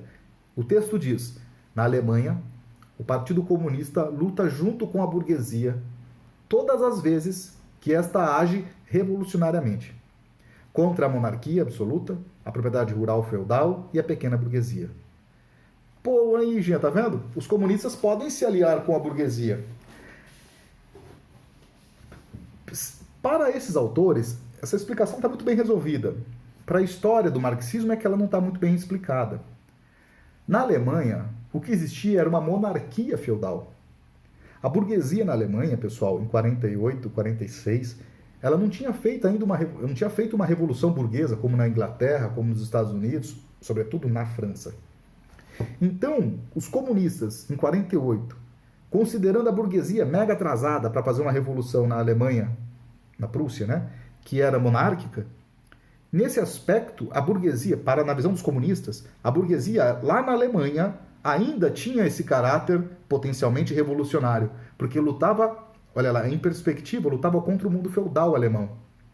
Então era extremamente necessário se unir com a burguesia na Alemanha, não porque os comunistas eram pelegos, reformistas, né, ou coisa do tipo, mas é porque a burguesia é um setor organizado politicamente na Alemanha que é muito mais avançado do que a monarquia feudal da dinastia guilhermina que governava a Prússia. Deu para sacar? É que a burguesia na Alemanha está com um delay da história. Enquanto a burguesia na França fez uma revolução, enquanto a burguesia na Inglaterra fez uma revolução, a burguesia na Prússia estava aliada ainda com a monarquia. Em 48, muitos setores dos burgueses, não todos, muitos setores dos burgueses queriam fazer a revolução burguesa. E aí resolveram, em dado momento, lutar contra a monarquia. Então, nesse sentido, em perspectiva histórica, os burgueses aqui, declaradamente no texto, têm um caráter revolucionário. E se a burguesia, no caso da Prússia, monárquica, feudal, a burguesia se levanta contra, os comunistas têm que estar juntos. É uma briga muito grande, pessoal, entre comunistas e anarquistas até hoje. Muitos anarquistas vão dizer, olha, vocês comunistas, lá no século XIX, lutaram ao lado da burguesia. Sim, lutaram contra a burguesia, porque a burguesia era muito progressista em relação ao que tinha o senhor feudal, né? Bom, enfim, é só um adendo, acho que talvez não preciso nem avançar muito nisso, mas é importante, porque é uma parte do manifesto que nós estamos estudando, que é classicamente utilizada hoje, 2020, claro, décadas atrás também, pelos reformistas, para dizer, eu ajudo o trabalhador, mas ajudo também os banqueiros, e não tem nenhum problema nisso, inclusive é um princípio comunista. Errado. A burguesia aqui, que os comunistas consideram na Alemanha, é a burguesia de 1848. Uma burguesia que ainda tem uma tarefa revolucionária para fazer, ou ajudar a fazer, na Alemanha, que era feudal ainda. Tudo bem? Tranquilos? Seria anacrônico. Pois bem, em resumo, os comunistas... Estou fazendo a leitura aqui, pessoal, para acompanharem aí. Em resumo, os comunistas apoiam em toda parte qualquer movimento revolucionário contra a ordem social e política existente. Em todos esses movimentos, colocam em destaque, como questão fundamental, a questão da propriedade, qualquer que seja a forma, mais ou menos envolvida, de que esta se revista. Ou seja, aqui eu vou acrescentar a propriedade privada dos meios de produção, tá ok? Para a gente não reproduzir já também essa leitura equivocada de que é qualquer propriedade. Ele já explicou lá que não é qualquer propriedade, né? Finalmente, os comunistas trabalham pela união e pelo entendimento dos partidos democráticos de todos os países. Professor, mas aí, ó, partidos democráticos. Democrático hoje não tem nada a ver com democrático naquela época, tá, pessoal? É extremamente progressista os democráticos nesse sentido aqui do século XIX. E para fechar, os comunistas, último parágrafo, o pessoal gosta de citar só um finalzinho, né? Agora sim, de tudo esse monte de coisa, essa paciência gigantesca de vocês ficarem aí, se esforçando para estudar, entender aqui essa minha exposição, aí a gente pode chegar e falar o que a gente vai falar aqui agora. É diferente de simplesmente guardar essa frase final, né? E nunca ler o texto ou participar dos debates, entender o texto. É importante na tradição marxiana entender o que o texto quer dizer, texto e o contexto. Vou para o parágrafo final. Os comunistas se recusam a dissimular, esconder, tá? Outra tradução poderia ser assim: os comunistas se recusam a esconder as suas opiniões e seus fins, os seus objetivos, aquilo que querem. Proclamam abertamente que seus objetivos só podem ser alcançados pela derrubada violenta de toda a ordem social existente. Que as classes dominantes tremam diante da ideia da Revolução Comunista. Nela, os proletários nada têm a perder a não ser os seus grilhões. Tem um mundo a ganhar. Proletário de todos os países, univos. Bom, o texto termina aqui. Deixa eu voltar aqui para ver a cara de vocês. Os guerreiros de Jedi que ficaram aqui, essas 4 pessoas maravilhosas. Turma, quando se fala de violenta tomada do poder, não é porque o proletariado é um grupo de samurais mega violentos que lutam uma espécie de jiu-jitsu arcaico que vai pregar a violência com os patrões. Não é isso, não é isso. Eu vou, para poder justificar um pouco isso, o tremor. A burguesia, em 48, tremia quando se falava de tomar o poder, de combater a propriedade privada. Até hoje ela treme. Mas por que ela treme? Porque ela sabe que isso é central. E ela vai reprimir, como vem reprimindo desde 1848 até os dias de hoje. E quando se fala a tomada violenta do poder, não é porque nós somos a classe, nós, eu digo porque eu me coloco como sujeito revolucionário da classe trabalhadora. Não é porque a classe trabalhadora é violenta por natureza, mas é porque a reação da burguesia, ao ver a classe trabalhadora se organizando, é a reação de violência brutal. Brutal.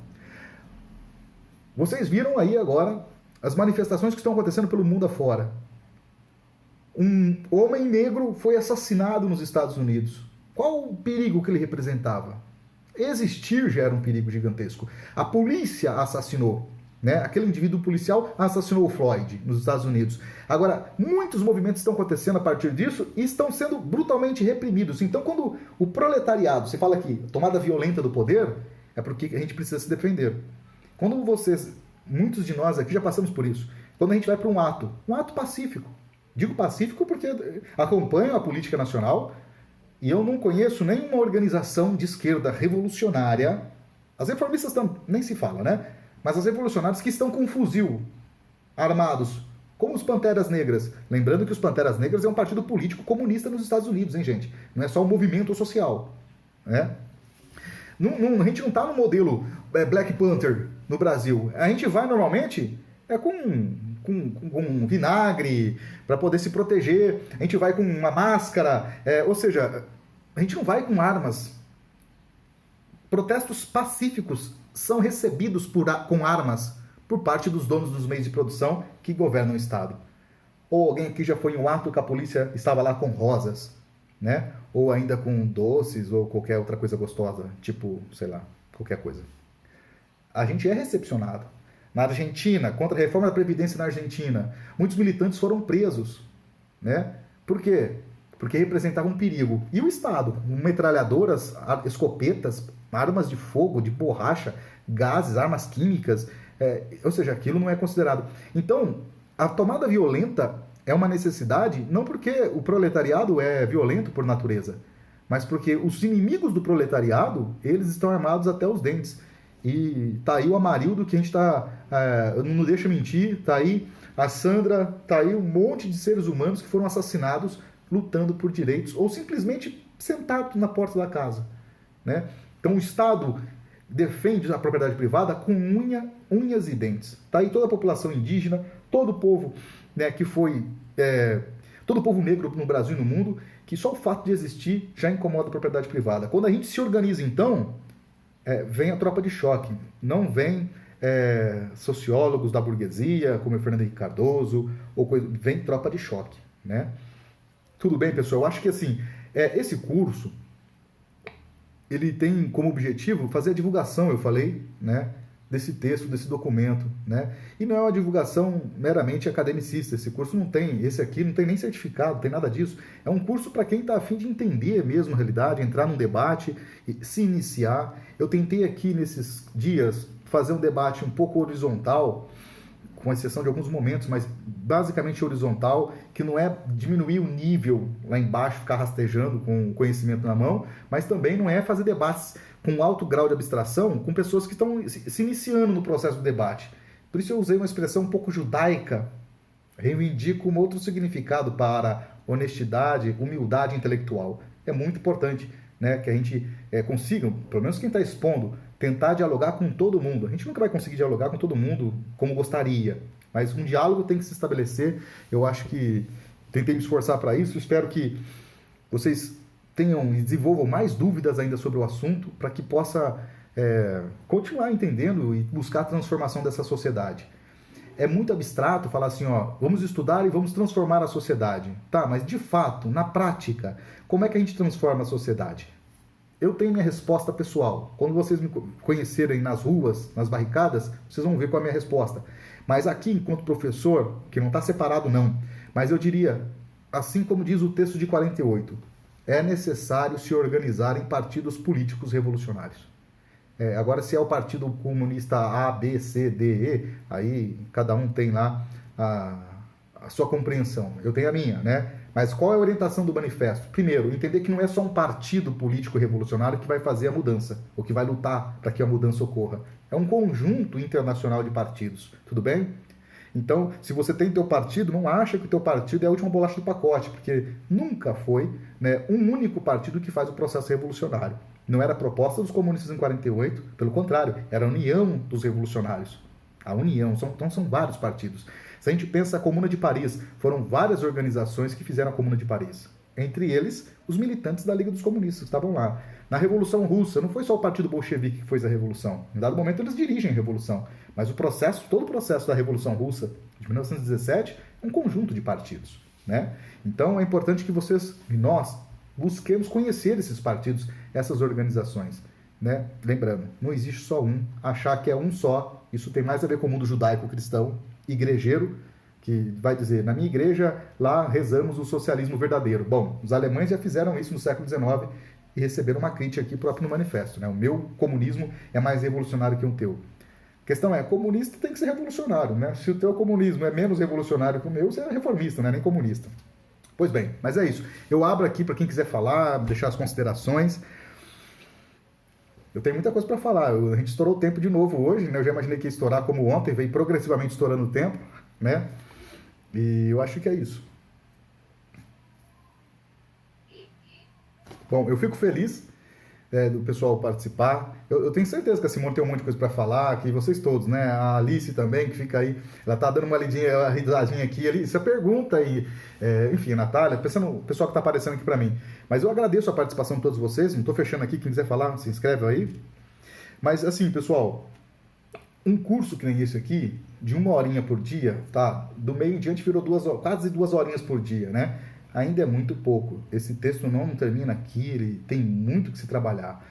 Uma sugestão que eu dou é que vocês criem nos seus espaços de trabalho, espaços de moradia, inclusive. Tá numa pandemia desgraçada, eu sei, então que talvez a forma, para quem puder, a via digital seja mais segura, grupos que se possa ler o texto. Ler mesmo, linha por linha, debater, etc. Nós temos um grupo de pessoas, e nós lemos, um grupo de leitura, acontece aos domingos, às 5 da tarde. Nós lemos o Programa de Transição, né? É um grupo de pessoas simpatizantes do trotskismo ou trotskistas, e pessoas que não querem saber de política, mas querem conhecer um pouco, que participam. Então, faça um convite, quem quiser me dar um toque depois aí. A gente se reúne pelo Skype. É uma leitura contrapelo do Programa de Transição. O Programa de Transição é um programa político, como se fosse o manifesto do Partido Comunista, só que no século XX, escrito em 1838. Uma atualização, né, feita pelos trotskistas diante do stalinismo, diante de todo o avanço do fascismo e do nazismo naquele momento. A gente está estudando e a gente faz leitura. Cada um lê um parágrafozinho. Se a pessoa não gosta de ler ou não está à vontade para ler, não lê, passa a vez. A gente vai lendo e vai comentando e não tem prazo para acabar. Enfim. Mas isso é parte do estudo, tem que estar ligado à militância. E aí é muito privado, pessoal, não vou me interferir muito nisso, mas apenas sugiro, assim como no texto, procurem as organizações revolucionárias. Né? Só estudar não vai mudar um centímetro da realidade. Agora, quando a gente busca transformar a realidade, né, com estudos, isso é praxis. Viu, Natália? Lá, teoria e prática, se tiver separada, a gente está falando de outra coisa menos marxismo. Para os marxistas, teoria, isso aqui, e prática, tem que estar juntinhos. Né? Beleza, pessoal? Alguém quer falar alguma coisa? Professor? Sim. Graziela, sim. Eu sei que o senhor está finalizando o curso e eu já quero te agradecer por ele, mas eu queria te perguntar, eu acho que eu vou sair um pouquinho do curso, mas é na verdade uma solicitação. Tem uma obra do Marx que é sobre a questão judaica. E aí, hoje, o senhor comentando no curso, né, comentando o Manifesto Comunista, deu para entender bem, pela perspectiva marxista, a relevância da unidade da classe trabalhadora, independente, assim, dos seus múltiplos, das suas personalidades, da sua pluralidade. E eu queria te perguntar, assim, se o senhor acha que essa obra pode ajudar a gente a entender um pouco o porquê que hoje a gente tem, assim, o identitarismo não, né? Mas a segregação, os quadrados, as pessoas tão distantes e fechadas, assim, em suas realidades. Se essa obra pode ajudar um pouco também a gente a entender um pouco melhor.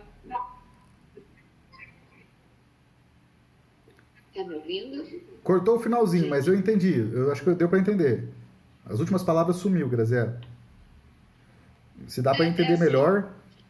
Se dá para entender melhor, por exemplo, o quanto a gente precisa dessa unidade, independente das nossas diferenças, das nossas particularidades, que todo movimento tem as suas singularidades, né? Igual o senhor estava falando agora, a questão do partido, a gente precisa se mobilizar, a gente precisa ocupar os espaços, mas aí eu falo daqui da minha realidade municipal mesmo. Uhum.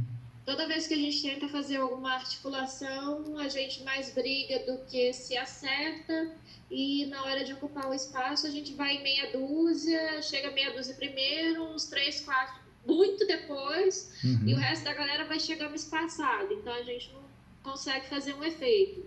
Você acha que essa obra poderia ajudar a gente a entender um pouco melhor, ou eu estou viajando, melhor continuar no Manifesto Comunista? Entendi a pergunta. Respondendo diretamente, tua pergunta é extremamente legítima, mas não é uma obra, Graziela, que vai ajudar a resolver teu problema aí, o problema de vocês, trabalhadores, né? Eu acho que o conjunto, pensa sempre de conjunto. A questão judaica é extremamente importante para a gente poder pensar o debate sobre emancipação política e emancipação humana. E eu sugeriria, ao lado da questão do texto da questão judaica, as glosas críticas ao rei da Prússia. São dois textos que, ao lado do Manifesto do Partido Comunista, são fundamentais. Mas, detidamente, aquilo que você colocou, eu acho que, no campo do individual, Graziela, a questão judaica vai ajudar a gente a pensar os limites, então, da emancipação política. Ela é importante, mas os limites que existem na emancipação política, que é o que a burguesia propõe, né? Mas também a necessidade para superar esses limites de buscar uma perspectiva de emancipação humana. Então, sim, a resposta é sim, pode te ajudar, mas é o sim e o não ao mesmo tempo. Não podemos pensar que é o estudo de uma única obra que vai trazer resultados, né, imediatos, concretos. Agora, mas o conjunto das obras, né, que também não tem esse poder, mas ajuda a gente a entender melhor a realidade e interferir melhor na realidade. É importante, Graziela, entender também, a título de considerações, tá bom? Não é a última palavra não, mas eu estou tentando me deter à letra do Marx. Às vezes, Graziela, não é possível se unir mesmo. Por quê? Para que exista uma união, estou recorrendo agora de novo ao texto do manifesto, tem que ter uma união programática. E quando você tem uma união programática, você vai ver que dá certo, acho que as unidades de ação. Mas quando você tem programas diferentes, não é possível unir mesmo. Isso é uma coisa que eu acho que é importante dizer, a tua pergunta permite eu estender nesse sentido. Nós, muito bem intencionados e diante da necessidade que todo mundo, por exemplo, talvez seja muito o caso aí de você, onde você está, é explorado, tem os mesmos problemas, a gente tem que estar junto. Mas as pessoas e os grupos de pessoas possuem programas políticos diferentes. E quando o programa político é diferente, a unidade de ação é praticamente impossível. Digo isso porque há uma espécie de mantra na história do mundo moderno capitalista que diz o seguinte: a esquerda precisa se unir. A esquerda tem que estar unida. É verdade. Mas a esquerda é muito ampla e quando os programas políticos não dialogam, é impossível se unir. É importante não entender isso como mantra, né? Ou seja, nem sempre dá para juntar todo mundo. Nem sempre dá para unir a esquerda. Assim como a burguesia também nem sempre se une. A questão é que ela sabe que ela tem um inimigo de classe em comum, que é o proletariado. E aí, em última instância, eles se dão a mão rapidinho, mas guardando as diferenças que possuem. No campo da esquerda, a gente é muito influenciado, eu acho, tá bom? Declaradamente pessoal, que nós somos muito influenciados pelo mundo judaico-cristão. E a gente quer unir todo mundo sob a bandeira justa, né? Realmente justa e necessária. Mas não dá para unir gregos e troianos, porque dentro da esquerda não há uma homogeneidade, né? Agora, o texto da questão judaica eu acho importante para discutir essa questão de emancipação política e seus limites, no caso dos judeus, né, naquele momento, e a emancipação humana, né, que é muito mais ampla. Pessoal, tem bastante pergunta chegando por escrito aqui. O pessoal que está com a câmera fechada, vou pedir só um minutinho aqui que eu preciso pelo menos dar uma lida aqui. Graziela, Graziela, foi você, né, Graziela, que fez a pergunta agora, né? Sérgio. Isso, professor. Sérgio, tá por aí o Sérgio? Acho que o pessoal saiu, né? O horário vai avançando, né? Professor, o Sérgio tá aqui, mas ele tava com o microfone desligado. Ah, tá, mas tá liberado aí. O Sérgio tá ouvindo, você tá? Tá, é que o Sérgio pediu a fala também. Peraí. Não, peraí que isso aqui é Graziella, não tem nada a ver. É bom. Ele deve estar me ouvindo, né? Mas aqui, deixa eu ver aqui. Tá aqui. É que eu sempre deixo aberto aqui e eu não gosto de ficar inferindo muito no microfone, né? Porque o Sérgio... Pronto, fala. Beleza, Sérgio. Tá me ouvindo? Tô te ouvindo, Sérgio. Claro. Não, primeiro eu queria agradecer você pelo curso. Tá, eu tenho já 40 anos de militância política. Tá, no partido, no movimento. E esse curso eu já fiz várias vezes. Eu acho que a importância que tem o marxismo, que mesmo sendo base para esse curso, toda vez que você faz o curso, você atenta, né, para vários aspectos, porque a realidade é muita, e também a gente está numa sociedade burguesa, onde o idealismo, né, toda a pressão que tem para a gente abaixar seja o programa, seja a compreensão do mundo. Tá? Então, eu já fiz esse curso várias vezes, mas você me convidou, eu vim aqui, eu procurei não falar, entendeu? Né, para deixar o pessoal mais novo estar falando, né, para, de repente, a minha dúvida, a minha coisa não estaria ao alcance, né, do pessoal que está começando. Então, foi um prazer, né? Eu acho, sobre essa questão da militância, primeiro, é muito gratificante ter uma vida consciente, porque essa sociedade é medíocre, ela não leva a lugar nenhum, não basta você ter casa para morar, não basta você ter carro para andar. Porque nós estamos vendo a barbárie que é o capitalismo, que é a pandemia. E acho que a militância ela tem que ser consciente, você tem que ter um programa que unifica, como o Jean falou. Certo?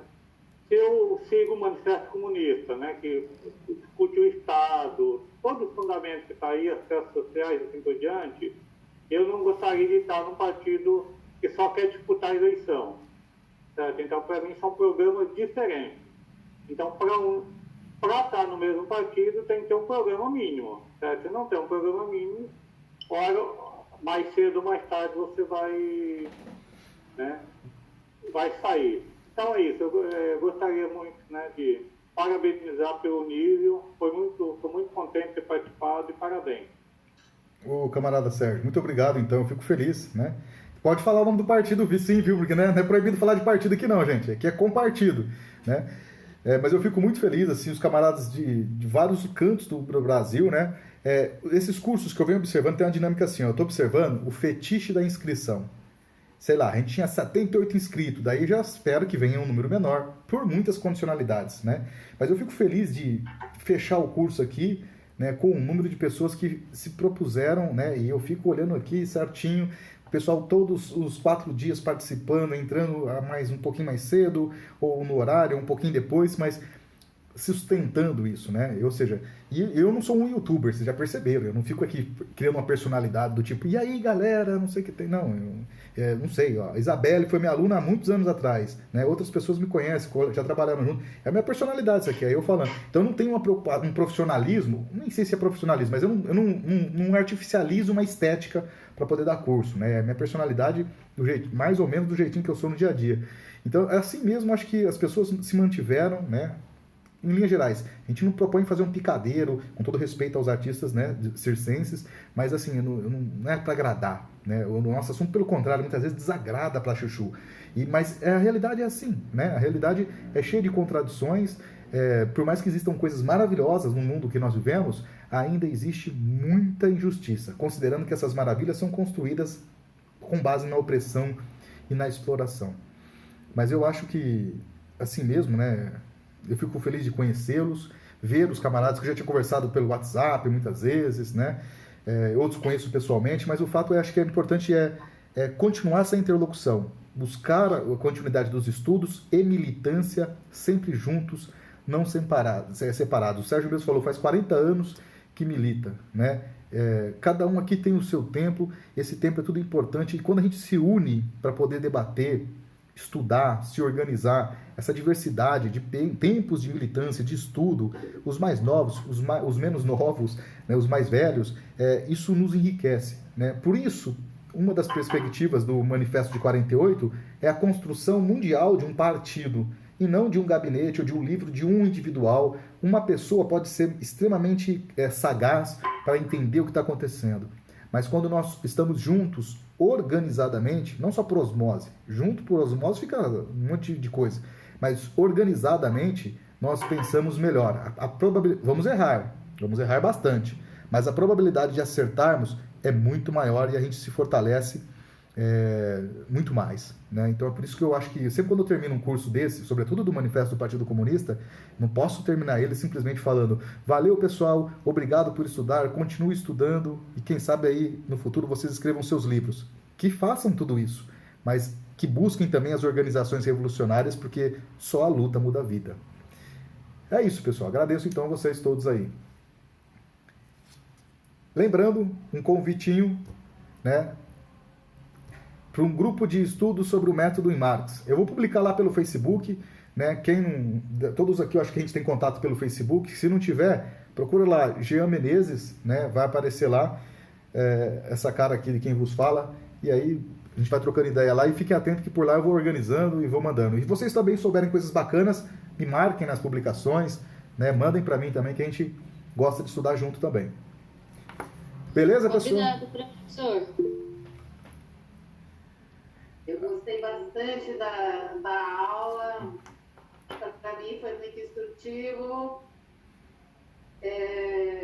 Sempre é melhor a gente discutir com mais pessoas e a gente abre a mente, né?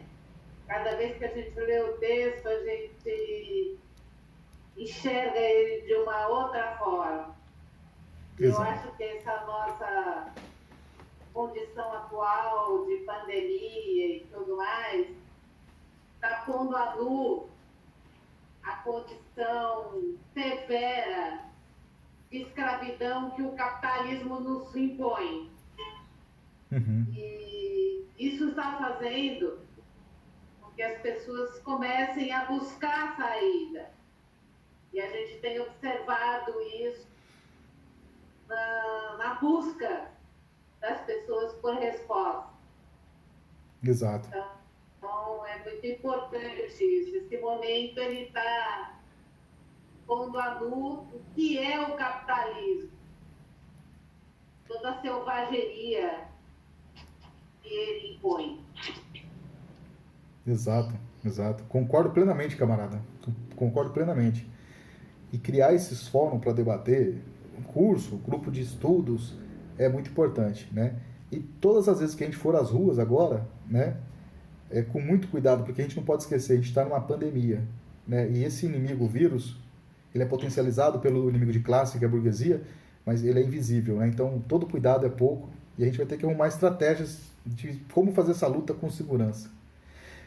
A Isabel pediu o texto do Estado da Revolução. Eu vou mandar para todos vocês, então, tá bom? Pelo e-mail. Tranquilo, Isabel? Que bom.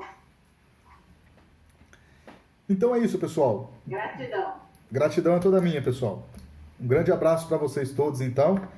E a luta continua. Obrigada, professor. Abraço, então. Tchau. Tchau, tchau. Muito obrigado para vocês pela confiança. Um abração. Fechamos, então. Um beijo e um queijo para vocês e a luta segue.